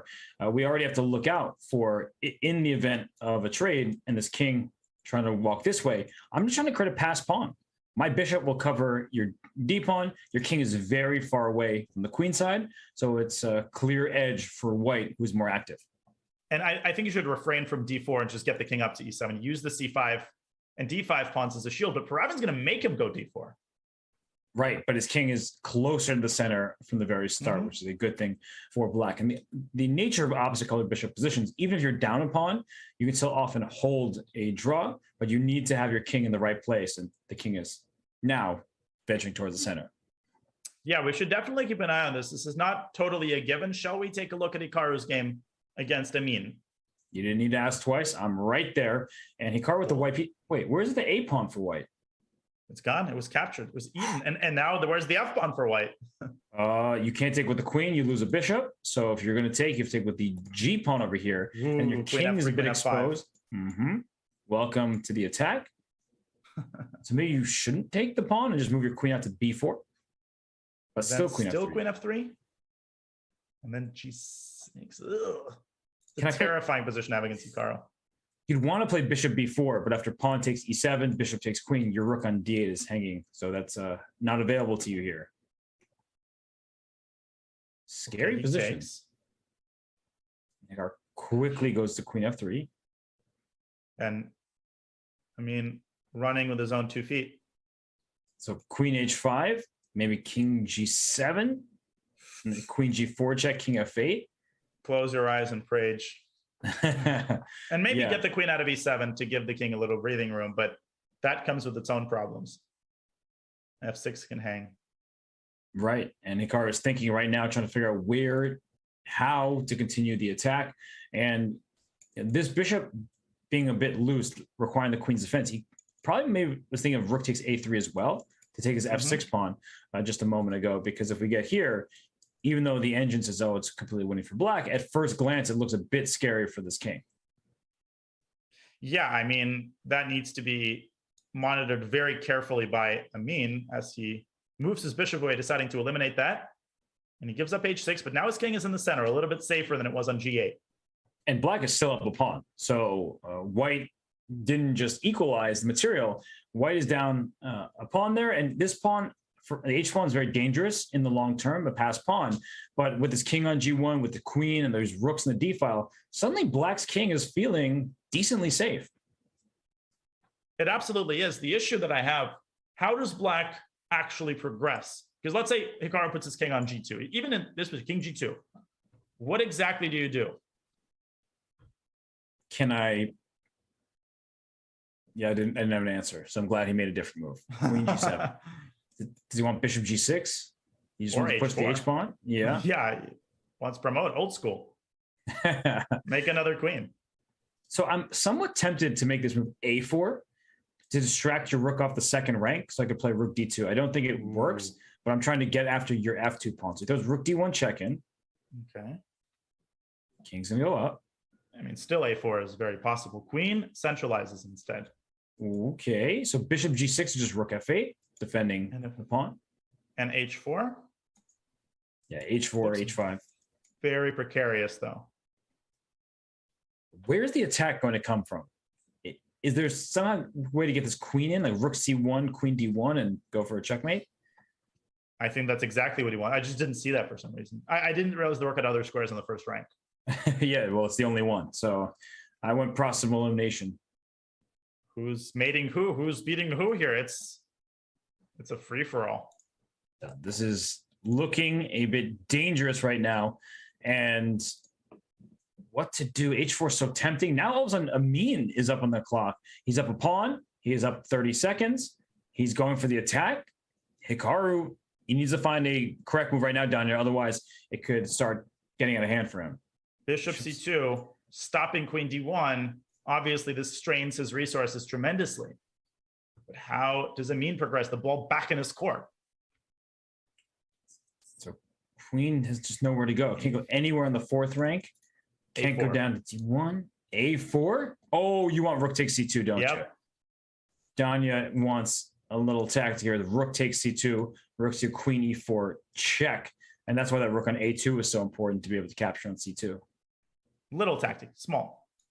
But hey, the idea was put in my mind by one Robert Hess. Well, A4, do you have to, because king E6? Whoa! This is Sparta. Wow.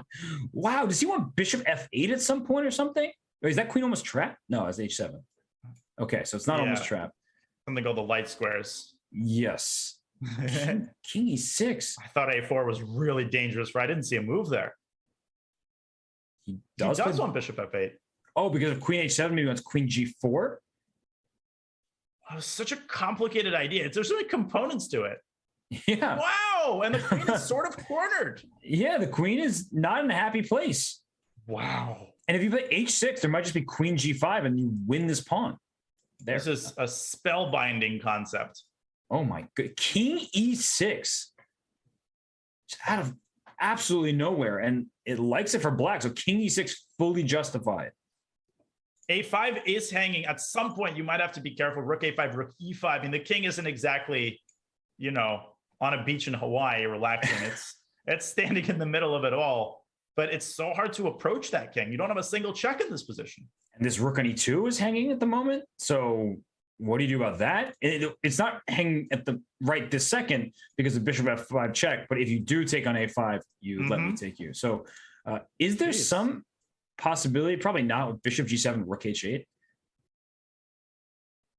It feels. I'm just still I'm wrapping my head around it all. Well, I want to show you something. So let's say I make some random move, bishop G7, H6. Do I have queen H5? Like this is one of my ideas. I want to go for checkmate down here. And what is the defense to this? Oh, H takes G7, and I defend H1. The queen, yeah, the queen is defended, but I want to make something like this happen. That's what I totally get it. No, H1 is a potential mating square. And Hikaru now down to 3 minutes. As we've been talking, he's been thinking he's not finding anything yet. It's a tough call to even make a single move here. And he... Oh, my God. He can go rook E4? Stuck in molasses here. It's just like something hangs after every move. Well, the queen is almost trapped at the rook E4, but the queen can G5. Go to G7 or G5. G7 forces the queens off. So maybe Amin would like that. He is up. Whoa. Okay. I think we see C5, bishop B3. What he wants. And the rook on E2 is hanging, but it cannot be captured due to bishop F5 check. Just by the way, another tactical detail. And is C4 hanging, or am I going to regret that capture? Bishop F5 still. Oh, wait, no, there's no rook. I thought it was a white rook on C1. I'm seeing things. This is such a complicated position. Whoa. Bishop takes B4, C5, clear plan. Mm-hmm. Oh, my gosh. I don't want to play queen G8. That seems... That just seems, yeah. King E7? There it goes. Amin is navigating these treacherous waters. Hikaru getting frustrated. And great moves by, King E6 and then back to E7 after he took a couple pawns. So rook F8 defending. Yep. And white needs another piece in the attack. But what H6 piece? Maybe? H6, use that pawn, the queen H5 maybe, and then who? Rook E4. Queen D7, where does he go? Yeah, it's not an easy choice here. Where to bring that queen? Rook G1 and Queen G3 even is interesting. But you can't. Oh wait, what am I saying? I'm hallucinating like big time here. I know. I see what you thought the bishop was on bishop C5. Yeah, I was calculating a different line, like bishop C5, rook A5, and then rook G1. Yeah. but you said it, and my first reaction, and you know me, whenever I'm co-commentating with somebody, Right. I'll never laugh at their move. I'll try to explain it. But you said it, and I was like, I Danya? appreciate it. No, I'm laughing at my own move. That's hilarious. That is legitimately funny. So back to D7. I mean, is on planet Earth, unlike me. But queen D3 not possible because rook takes E5 is check. So do not blunder your queen on D3, but that's what you'd want to play right now. So And don't blunder it on D1. King D8 maybe? Queen G7? And then bishop C5? No, but then H7? Oh, and then my idea would actually work in some lines. He takes in C5 right away. That's what I meant. Now, rook H1 is not out of the question in some positions. Oh, Queen my. H3, Queen G3. I'm sorry to keep trying to make this No, work, no. but I appreciate you trying to make fetch happen, even if you haven't seen Mean Girls. I have not. How did you know that? We've had this know me exact too well. conversation before. So rook E2, no sacrifice haven't just seen yet. it. All right. What a complicated position. Rook C3, just going after the bishop. Wow. I can get behind that move. I can as well. Bishop Queen A2. is Queen D3 the idea? Queen D3. Queen D3. He protected it, and the Queen F3 is coming. Oh, what a tricky move. And rook think he E5 has been dismantled. Yes, Queen D3 is a huge opportunity for Amin Tabatabai here. What if Hikaru plays Queen F5? And he does. Oh, it was the wrong move. So- It wasn't Queen D3. What was the move? What was the move? I mean, it looks so Bishop good. F2. Oh my gosh. Bishop What? F2. And if they what's happening Rook F2, here? Queen D3, and G3 cannot be protected. Oh my, okay, that is so difficult That to is find. absurd. Because Queen G7 does defend, but it drops the rook on E4. So let's go back to the live game because they are in time trouble. But that was a ridiculous line. It said Queen to F5 played. Who's going to win? I don't know. I mean, it's playing so well, but this King on E7 now, it's in a world of trouble. And everything is a blunder. Queen D7, rook takes C5. Now I don't see a move for black. This is, practically speaking, I think almost losing. Do I have rook G8? Oh, and rook takes G3. And But there's then I have rook rook E5 anyway. Oh, And then what the do you? king runs to D6. Yeah, that's okay. Just to show that quickly, like in this position, King D6, you get my rook, my queen gets F3. This rook is hanging. This is too crazy because Queen back to D6. Oh, the retreating but move is a H7. mistake. Here comes that H How pawn. does he do it again and again and again? It's unreal. I guess the only explanation is he is Hikaru Nakamura. Yeah, Queen H5. And you can just see in the speed of his play, you can just smell the confidence. And yeah, he just smells a Alas. victory. Just Queen easily E7, winning rook now. D2. All of black's weeks with Queen B7 even. Yeah, Queen Takes and Bishop B7. G8 was winning. That's actually what I was looking at, just putting the bishop on G8 and saying goodbye to this rook. But Queen takes B7. Don't trade queens when you have an attack. And now suddenly it's white with the attack. So it means by King E6, King E7, some great king moves.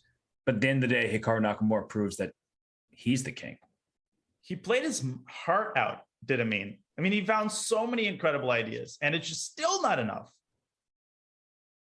It's still not enough. Queen takes F8, Bishop G8 actually just promotes, but Look at Hikaru this. going to go for King mate. E7, Bishop G8. Oh, clinical. This is checkmate. Absolutely Even better. clinical. Unreal every single time. So let's see the games that are remaining. crazy. Eric Hansen against Sasha Grischuk. We're tuning in a bad moment for the chess bra fans because, by the way, does Eric have 3 points and Sasha has 4? It happens later in these tournaments where you drop down, but that was a mistake. Do you see that? The evaluation, it was completely winning for black and the rook to B3 and then brought the king down. Instead it goes A2 and that was a mistake, I guess, by Why? white. Was it G? Maybe G4. Yes, you needed to push the pawn, get your passers going. You need to Now create rook a passer. rook A3. Right, so let's go back to that moment there. Here, A2 is a mistake, and you got to push the pawn. You need to create pass pawns, otherwise you have no chance. Maybe it involves F5, but that was the last chance for Eric. He had no time, so he loses the game. And then we have, what is this? Completely winning for black. And by the way, after this, maybe we want to, before the next round, revisit the Nakamura game because someone's saying that he was -6 right out of the opening. Out of the opening. So Okay. if we can take a look at the start of that game. Sure. And by the way, if at the end of this round, some of you might be seeing ads, others might be seeing us analyze Hikaru's game. The difference between the two, subscribing to chess.com. Well played, my friend. Well played. So where was it? -6. This feels here. Oh, what? Chat is 2 for 2. What? It was 7. Wait, what is it? Knight F6 simply. Oh my gosh. And Knight F2 and Knight G4. Oh, that was pretty simple. Yeah, that is something Amin Tabatabai has to find. He made a knight move, but he played Knight F8, which is ridiculously bad. I mean, you got to see that idea. It's just the first thing that comes to mind. It wins the game on the spot. Knight to F6. Yeah, so there's literally, this is the different -7 and the bishop takes F2 -7. Yeah.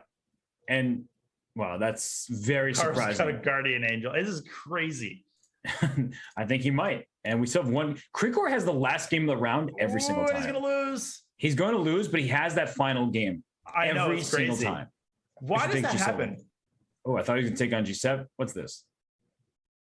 He's trying to flag him when he's down on the clock. Yep, Knight F6. Come on. Oh, no, he's not going to do it.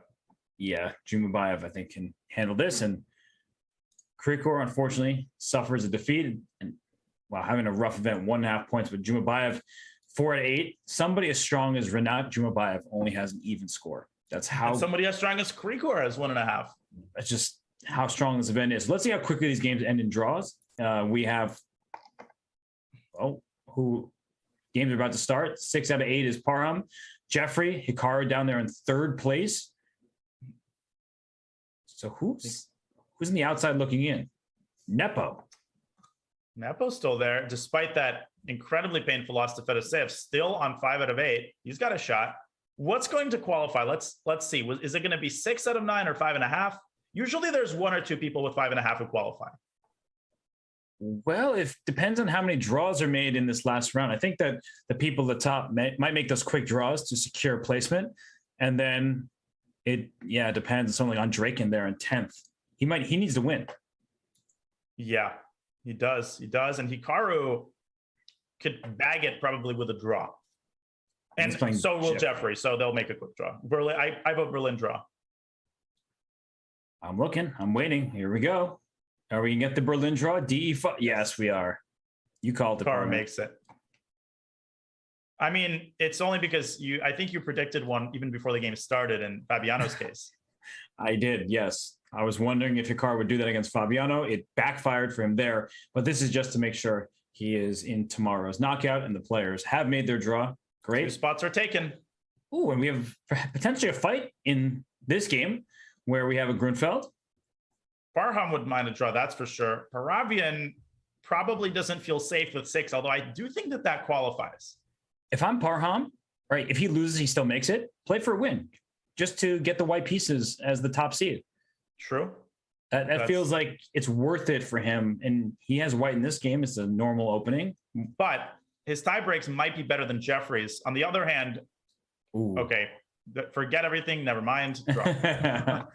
Okay, and next one up, we have, we'll definitely come back to this game. I'm just curious if this one will also end in a draw. Well, they can't really afford to just make draws. No. So the next games are going to be fun. Yes.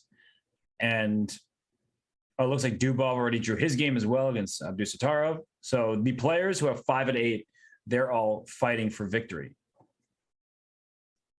Yeah, I mean, this game, though, it almost looks like the players don't mind a draw. And I mean, I think he is a bit of a flat tire after that last game. Can't blame him. And maybe he feels the onus is on Jan to play for a win at some point. And if Jan has to do something kind of wild, then that can backfire. So what Amin is doing is playing very standard lines, standard moves. Pawns are safe and sound. So not a bad choice, perhaps. No, it's interesting. But Jan is good at putting pressure in these types of very dry positions. H5.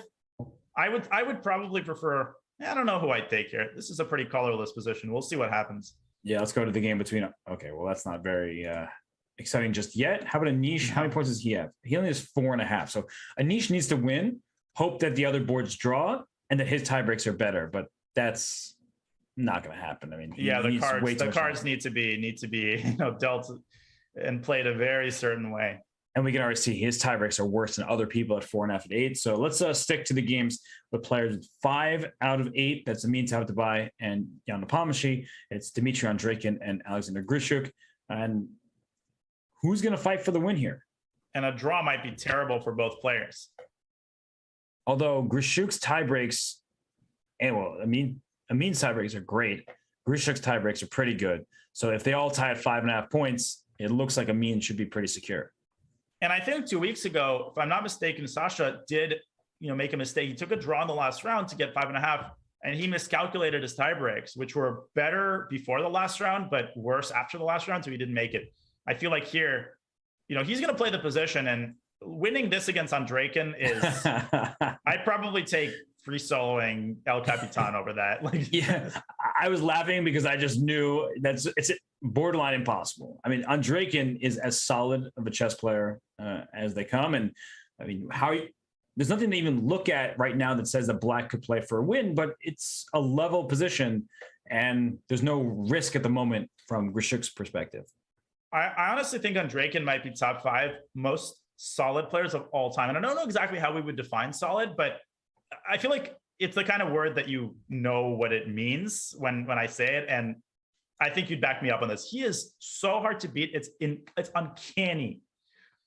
He is ridiculous. Like the guy, he'll play the London system. He'll play these solid lines, and beating him from the Black side of any position, good luck. And we know how well he did for a second Grand Prix event. I was unfortunate he couldn't participate in the third, but it's fortunate for other people because Levon Aronian and Hikaru Nakamura, it was now a 2-person race in that group rather than having Andrejkin there as well. The last person was so excited when he beat Andrejkin with Black that they notified their next of kin, next of Andrejkin. Oh my gosh. Danya, you've done so well today. Of course, the 9th and final round. I have to ruin it all. You couldn't let that pun slip. I cannot help myself. I forgive you. And here we are going to see some trades. Is Jan somehow thinking of rook takes f3, trying to open up the white king? That will not work. So I understand the inclination to play for a win for Jan based on tie breaks, based on the knockout situation, but rook takes f3 is a little too much. Yeah, if Jan tries that and then doesn't win, that will be quite a horrific way to end. Edgar Allan Nepo couldn't write a better horror story. Oh my gosh. I redeemed myself there. That was that to me. Yeah, that was decent. I'll give you that. Slightly contrived, but nonetheless. Well, contrived is he'll need to contrive something here because the position is completely even. If we take and trade everything, nothing's happening. Rook takes f3, G takes f3. As just mentioned, it opens up the white king, but with the queen coming to the defense, it doesn't seem like Black has enough material to attack the king. Although it's not that bad according to the eval bar. So in some universe, it's worth a try. I've been zoning out and looking at a crazy line. I don't even know how to get this, but the bottom line is you play rook f3 gf, and then the final position is like you get a queen on f3 and a bishop on c6, and you give up your rook on d8 with check, and then you go king h7, and Black might still be winning even though he's 2 rooks down. Okay, I'm going to try to figure out how in the world. Nah, it's not even going to work. It's fine. Let's put it this way: if he takes on f3, we'll contrive it. Okay, well, he's spending a bunch of time, so I don't think it's a good idea to take on f3 because now you're down several minutes and will be down in exchange and objectively worse. So maybe just he's waiting to see how his tie breaks might go. We have the game between Andrejkin and Grischuk still going on. Okay, it's still very level. It's in this very interesting position, just as interesting as it is. Yeah, so the players who are competing for that 7th and 8th spot as the last people to make the knockout, their games are very level. Yeah. I'm like trying to think. A5, F3. Well, F3 is a good move because you're limiting the scope of this bishop, and E4 is next. The thing, what makes this interesting is that neither of them wants to draw. So one of them, it's almost like the game theory situation, like the chicken thing, right? Where, both sides are they're on the one hand trying to take risks, but on the other hand, they're trying to compel the opponent to take risks. Right. And I mean, I use that to my advantage in the 2009 US Championship. I was playing Yuri Shulman. I was white. I put an exchange French because he was a half point behind me and he was the defending champion. So I figured he wants to beat me. I was low rated. I wasn't even officially GM at the time. So I played the exchange French and I ended up winning the game. And it got actually pretty wild. But I just, you think, what does my opponent want? And sometimes if you need a win and your opponent also needs a win, instead of just going crazy and going for an attack, you say, I'll make it a dry position. And when you try to win, you're taking all the risk. And I think that's what these players are doing in this game. Yeah, the last round of the US Championship, I was playing Sevian this past US Championship, and he would have, I mean, there were 3 people tied for first going to the last round. Him, Wesley, and Fabi, pretty good company. And I figured he'd want to play for the win. So I played this Italian C3, D4 line where there's a forced draw. I thought, okay, it's a win-win. If he takes a draw, you know, not a terrible way to end the tournament. And if he goes for it, then I analyzed the crap out of that position and White's just better. So he ended up taking the draw. Yep, and he tied in a 3-way tie, and unfortunately for him, he lost in the playoffs. But a great performance with Sam Sevian, and he's been playing great chess. But we haven't really seen him in the Rapid Chess Chamber. Sam, someone to get this clip to you because I want to see your face and your game in the RCC. But in this game, not much has happened. No moves coming in. Let's go back to the other one. Knight b5 just played. Edgy. Yeah. Both of these games are as equal as it gets. And now we're seeing everything get traded off. Completely love Queen d2. I guess rook d7. Yeah, the A8 square is covered, which is pretty important. Yeah. Just looks like trades. Yes, it does. There we go. So usually I have things to say about positions, but now all the pieces are getting traded. If you take with the queen on d5, can this queen go to h6? Well, it can. It probably will. And wow, Nepo's less time? Yeah, he spent a lot of time when that move e4 was played, trying to figure out if he should sack the exchange or just get into a position like this. But Amin can just trade queens and they shake hands. Yeah, but at this one, I would go queen h6 with White. Given Black's time situation, Nepo's just maybe not quite as used to being low on time. I would play a couple moves here with White. Right, you have an idea of a checkmate back here. The h4 pawn is immediately threatened. I guess after queen h6, there could be a queen e4. Just to defend a8 from checkmate, to defend h4 from dropping. Yeah, it does feel like a position where White, with the extra time, can try to swindle a victory from this position. Right. Yeah, talking about this position is like having to write a paper about, there's this famous painting, which is just a black square by this like Russian, I don't remember the school of painting, Kazimir Malevich. It's literally just a black square on canvas. And of course, what you're supposed to say is, oh, you know, there's tremendous depth behind it. And it took him like 8 weeks because it's not the black square itself, it's what's behind it. But right. I actually saw it in the museum and I was just like, I'm not having it. I'm not having it. Isn't it like one of the most criticized paintings ever because people are like, this is pointless. And the problem with art, that's not really art, but then it's about like, my voice will be loud among those critics. But I'm pretty sure it's like it's a futurist concept. We don't need to get into art right now. I mean, I love art, but yeah, we're going to go back to this game. This looks, well, particularly unartistic. It's just equal. Yeah. So sacrifice. This game is going to be a draw between Jan and Amin. The other game, okay. Well, Grischuk has pushed forward. He gets his connect 4. He has control of the d3 square. But he does give up the d4 square, which Andrei can dutifully occupies. Right, because knight 7 maybe. Yeah, knight d2 is knight c6 check. He goes king to f6. Doesn't this look like a little bit better for Black right now? Yeah, I see what you're saying. The d3 square just a little cooler than the d4 square. My outpost is better than yours. But well, knight c1 is a check that you have to look out for. Yeah, I mean, the plus side of the knight on d4 is that it guards the c2 square, whereas the rook from f1 could infiltrate to f7 if Black's king takes its eyes off of that square. Time could also play a role here. Yeah, you don't want to give up the f7 square, so king e7, king d2, taking away that check. And knight b4 hits the pawn, but a3 simply kicks the knight out of there. So h5. Kingside attack. Yeah, neither side can really make progress right now. h4. Something about that move I'm not in love with, because I understand that Black maybe want to play h4, but the g4 square being available to Black's pieces Though I would argue if the knight moves away from d3, Then and I know rook you don't mean immediately rook f4. So maybe he's trying to bait Sasha into at least thinking about it and taking more time off of his clock. He's now a minute down. Imperceptibly, his clock has crept down. And he plays rook c5, maybe g5 next. So he's just keeping options available. But Andre can keep the option of flagging Grischuk available if Grischuk keeps spending this time. That is very true. But ideas evaporating here for both sides. But in a full extra minute, this feels like an Armageddon game almost, right? 4-3.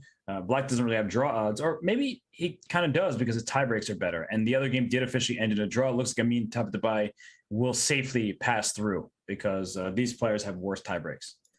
I was going to say b5 looks pretty good. And at some point, white could have tried knight e2, knight g3, or knight e2, knight c3. But if that pawn reaches b4, black will have an anchor point on c3 for the rook. So white can't go too far in that case. Right. Going after the e4 pawn may cost you this pawn on b3, and that pawn is more valuable. Rook g1, he wants g4. Ooh. Can black play g5 first?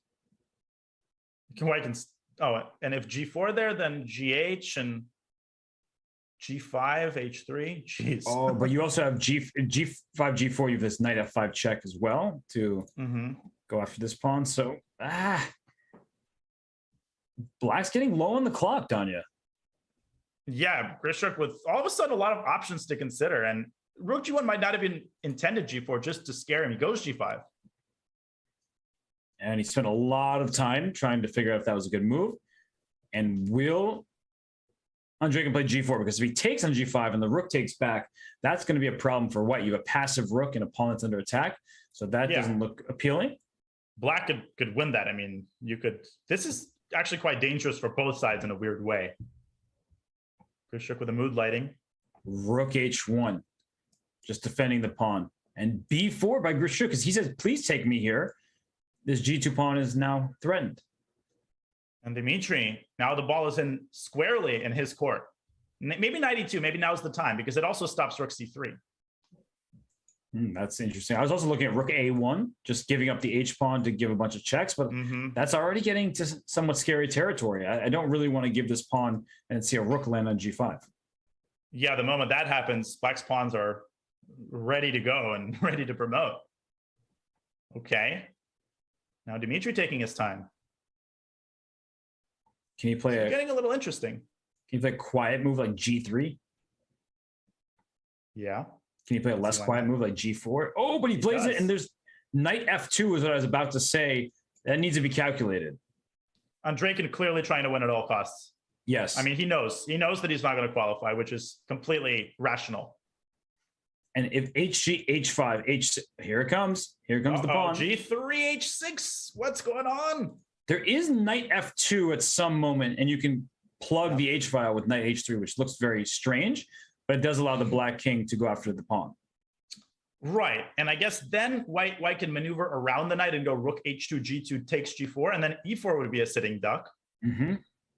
Grischuk going back with his rook. Yes, going to h8, and he's down a bit of time here.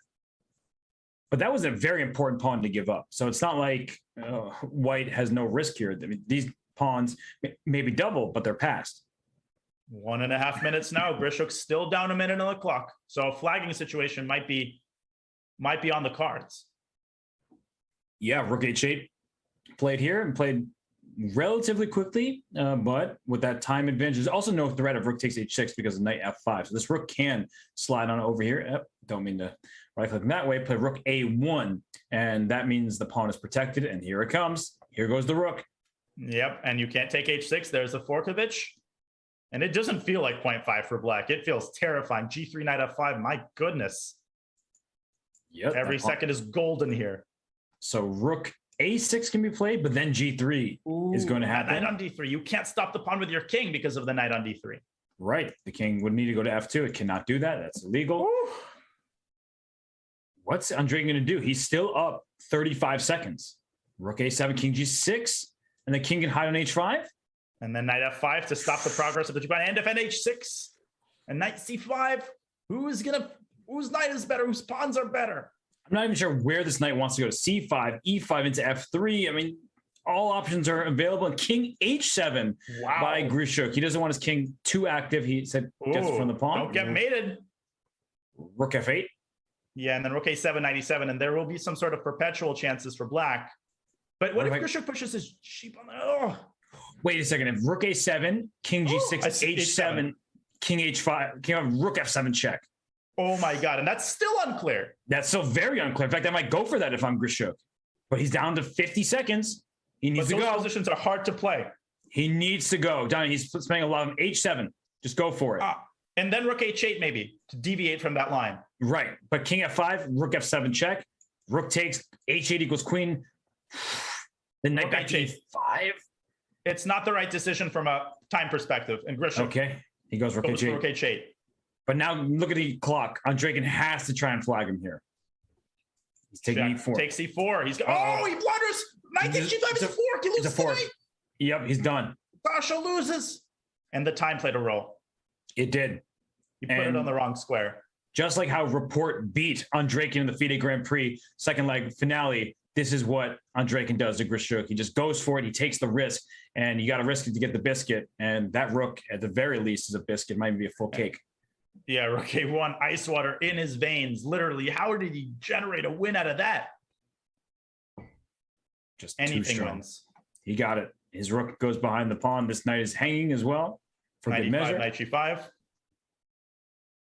Yeah, knight for the last chance, but it's done. And Andreykin makes his way through Grischuk.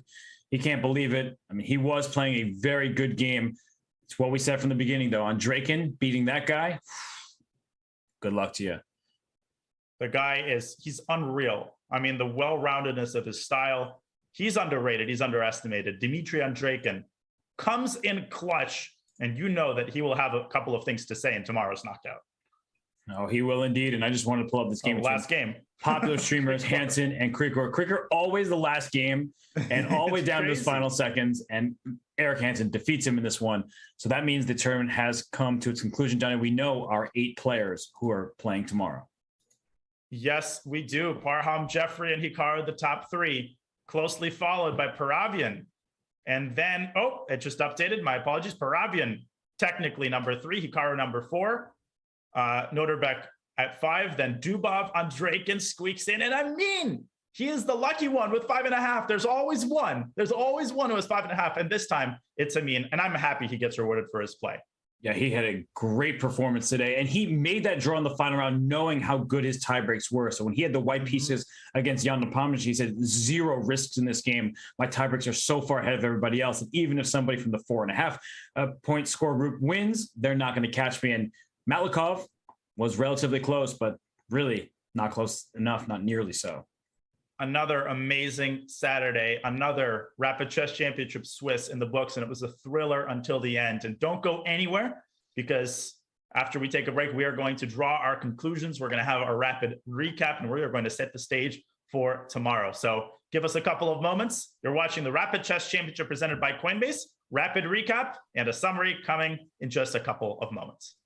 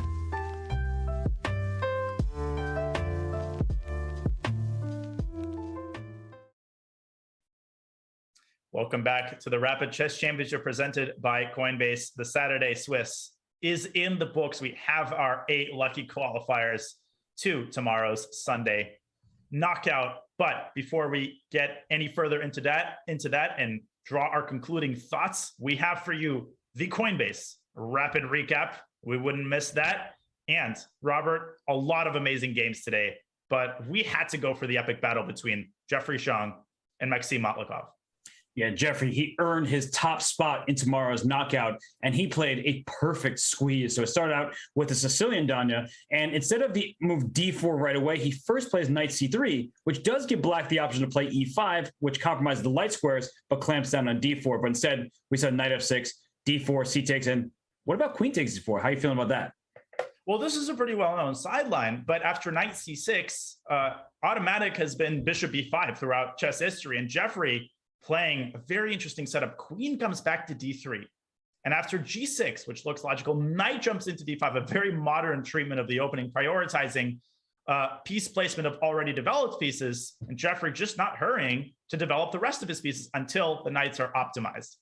Yes, because if this knight captures on d5, the pawn captures back and hits this knight c6. We saw bishop g7, c3 closing down the diagonal preemptively. We saw castles. And after bishop g5, here we get a very interesting position with bishop to g4, because I think people would be quick to take on f6, doubling black's pawns. But especially if you take with the knight on f6, after e takes back, now you spend another move with your bishop. With the e file being semi-open, the e4 pawn could become a target. And this pawn would like to go to f5 anyway to trade off for e4. So that would probably be playing into black's hands. So instead, down here, we saw bishop e2.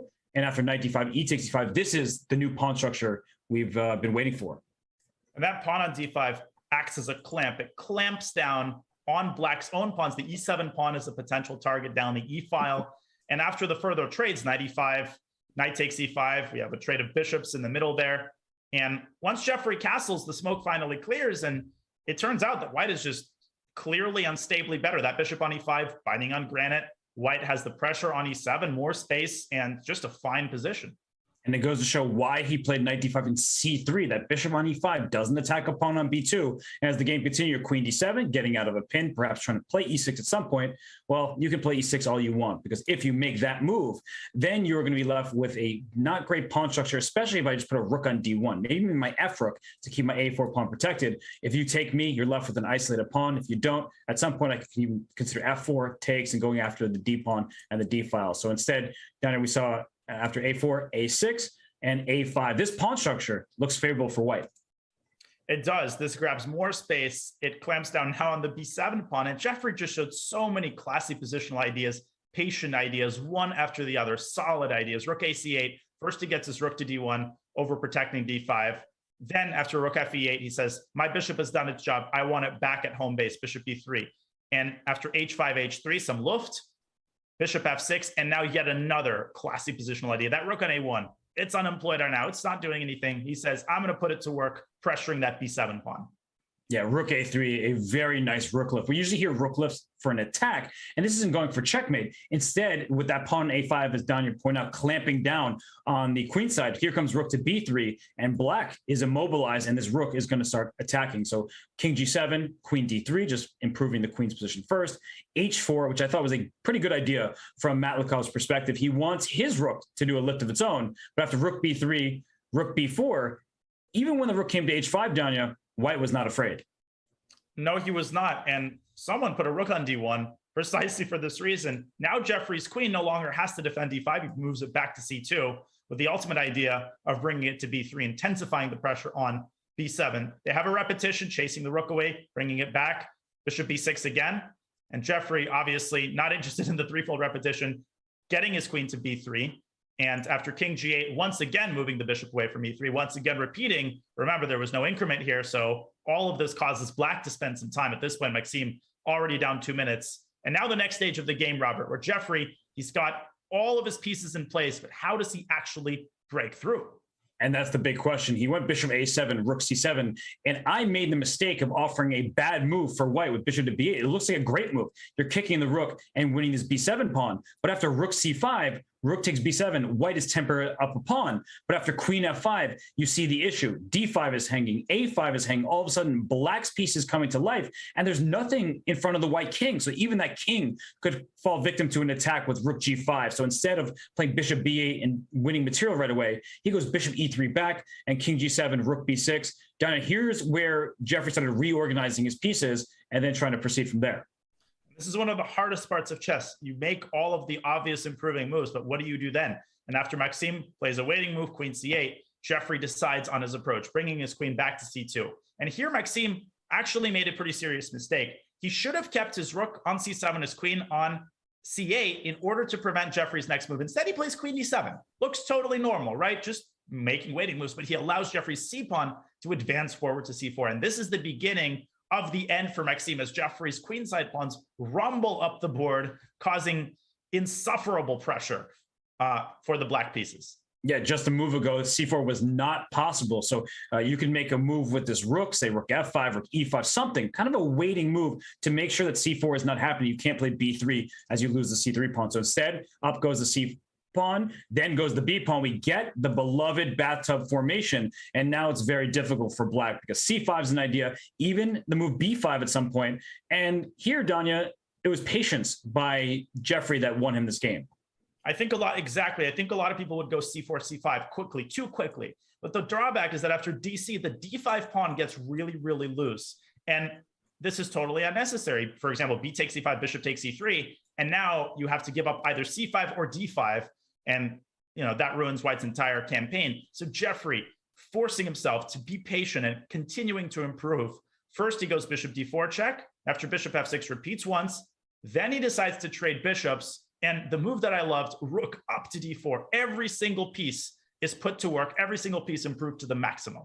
And that's a pawn on h4 that's under attack. The queen protects h3 just in case black had any ideas of working on that pin g2 pawn. And now c5 is still in the works. So rook h5, rook e4, I like that move as well. Rook c7, very defensive, passive position for black. Here came the queen to e3, putting pressure on e7. The king went back to f8, and Danya, this is where Jeffrey said, all right, enough is enough.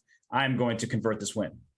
He says, I'm going in, and he puts the queen on d4. That's its final position, aiming at h8, immobilizing the rook. And after queen f5, he goes not c4, c5, but b5 in order to break through down the b file. And after takes, he is threatening the destructive a6 in order to infiltrate to b8. The strain on black's resources has become unbearable, even if an engine could defend this position, suggesting queen f6 as maybe the last chance to generate defensive chances. In massive time pressure, Maxime goes king g8, and Jeffrey's rook swings from b5 to b3, and then down to e3. And this is very poetic, Robert. This is what he started with, that pawn on d5, the weak pawn on e7, and he goes full circle. He went down the b file, many adventures, but in the end, he comes back to win the game down the e file.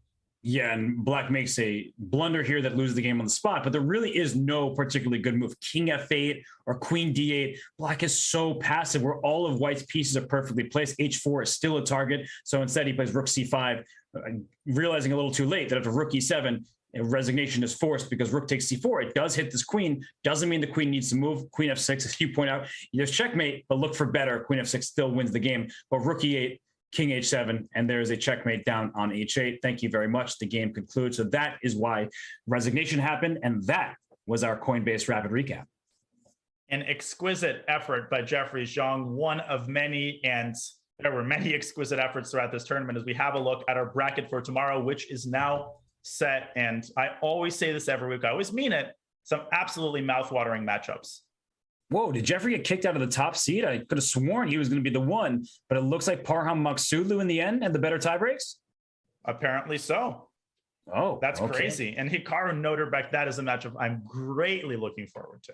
Oh, that's the world rapid champion in Noterbeck Abusatarov playing the, just the amazing, the inimitable Hikaru Nakamura, who's winning over the board classical events in the Grand Prix. He's winning every Title Tuesday, Arena Kings, you name it. And so that's a great matchup. And we're receiving word that Jeffrey and Parham tied. Not just with 6-9 and 9, but their tie breaks were exactly the same for the first tie break, and then the remaining tie breaks were in Parham's favor. So that's as close as it gets in terms of getting the top seed.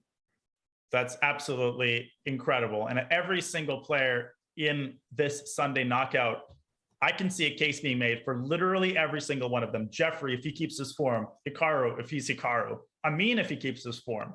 David Paravin, who's just been making one Sunday knockout after the other. This is going to be unmissable. Cancel your Sunday brunch.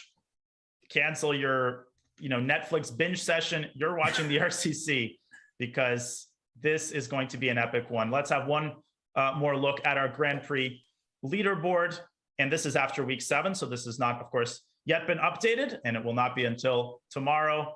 And Robert, many, many players have work to do in order to catch Fabi. I'm looking at Parabian. Parham Maksudlu needs to get on the leaderboard. So there's a lot at stake here as the RCC moves into its, it's not just starting. There's still a lot of weeks left, but not that many. Yeah, players, they want to get minimum 13 weeks in, just so that's the number of events that will count. So even if you play every single event, I believe it's the top 13 performances. But Fabian Caruana, we see him at the top of the leaderboard. We saw him at the bottom of the standings today. I think he was 1 out of 5 before withdrawing from the tournament. And that just goes to show that you can't expect the top players to win every single game that they play. And for the players who may be a bit low rated, they will still have a chance against the super grandmasters like a Hikaru Nakamura, Levon Aronian, Fabian Caruana, and others. And we're both sports fans. We don't like blowouts. We don't like games where one team goes up by 30 and it's just target practice. The RCC it's never predictable. You never know who's going to have a good tournament. You never know who's going to have a bad tournament. And that's not just words. We saw what happened to Fabi. We saw what happened to Hikaru at the start, and then an incredible, furious comeback. Every week has a narrative. Every week is a storyline. And I'm sure that tomorrow we'll have a fascinating storyline as well. Before I sign off, any final thoughts about today, partner? I was really impressed by how Jeffrey Zhang played. We just went over his game for the rapid recap, but overall, I thought he was steady. He was finding tactics when they were available to him. He won that knight endgame where he was up a pawn as knight versus bishop, but he ended up winning because he kept putting that pressure on Nepo, and Nepo moved a little bit too quickly. But still, I thought that having the advantage against Nepo in that endgame, beating Anish Giri, winning that game against Matt Lekov, all the way throughout this event, I felt like Jeffrey Zhang played marvelous chess, and Parham Maksudlu, he kept pace with him, so clearly playing amazing chess as well. So those two were deserved top finishers in today's SEC Swiss. I second that. Swiss. I second that. That's coming up too. I second that completely. Will Jeffrey keep his form tomorrow? There's only one way to find out. You cannot miss tomorrow's Sunday knockout. And with that, ladies and gentlemen, regrettably, it is time to say goodbye, but what a day it was.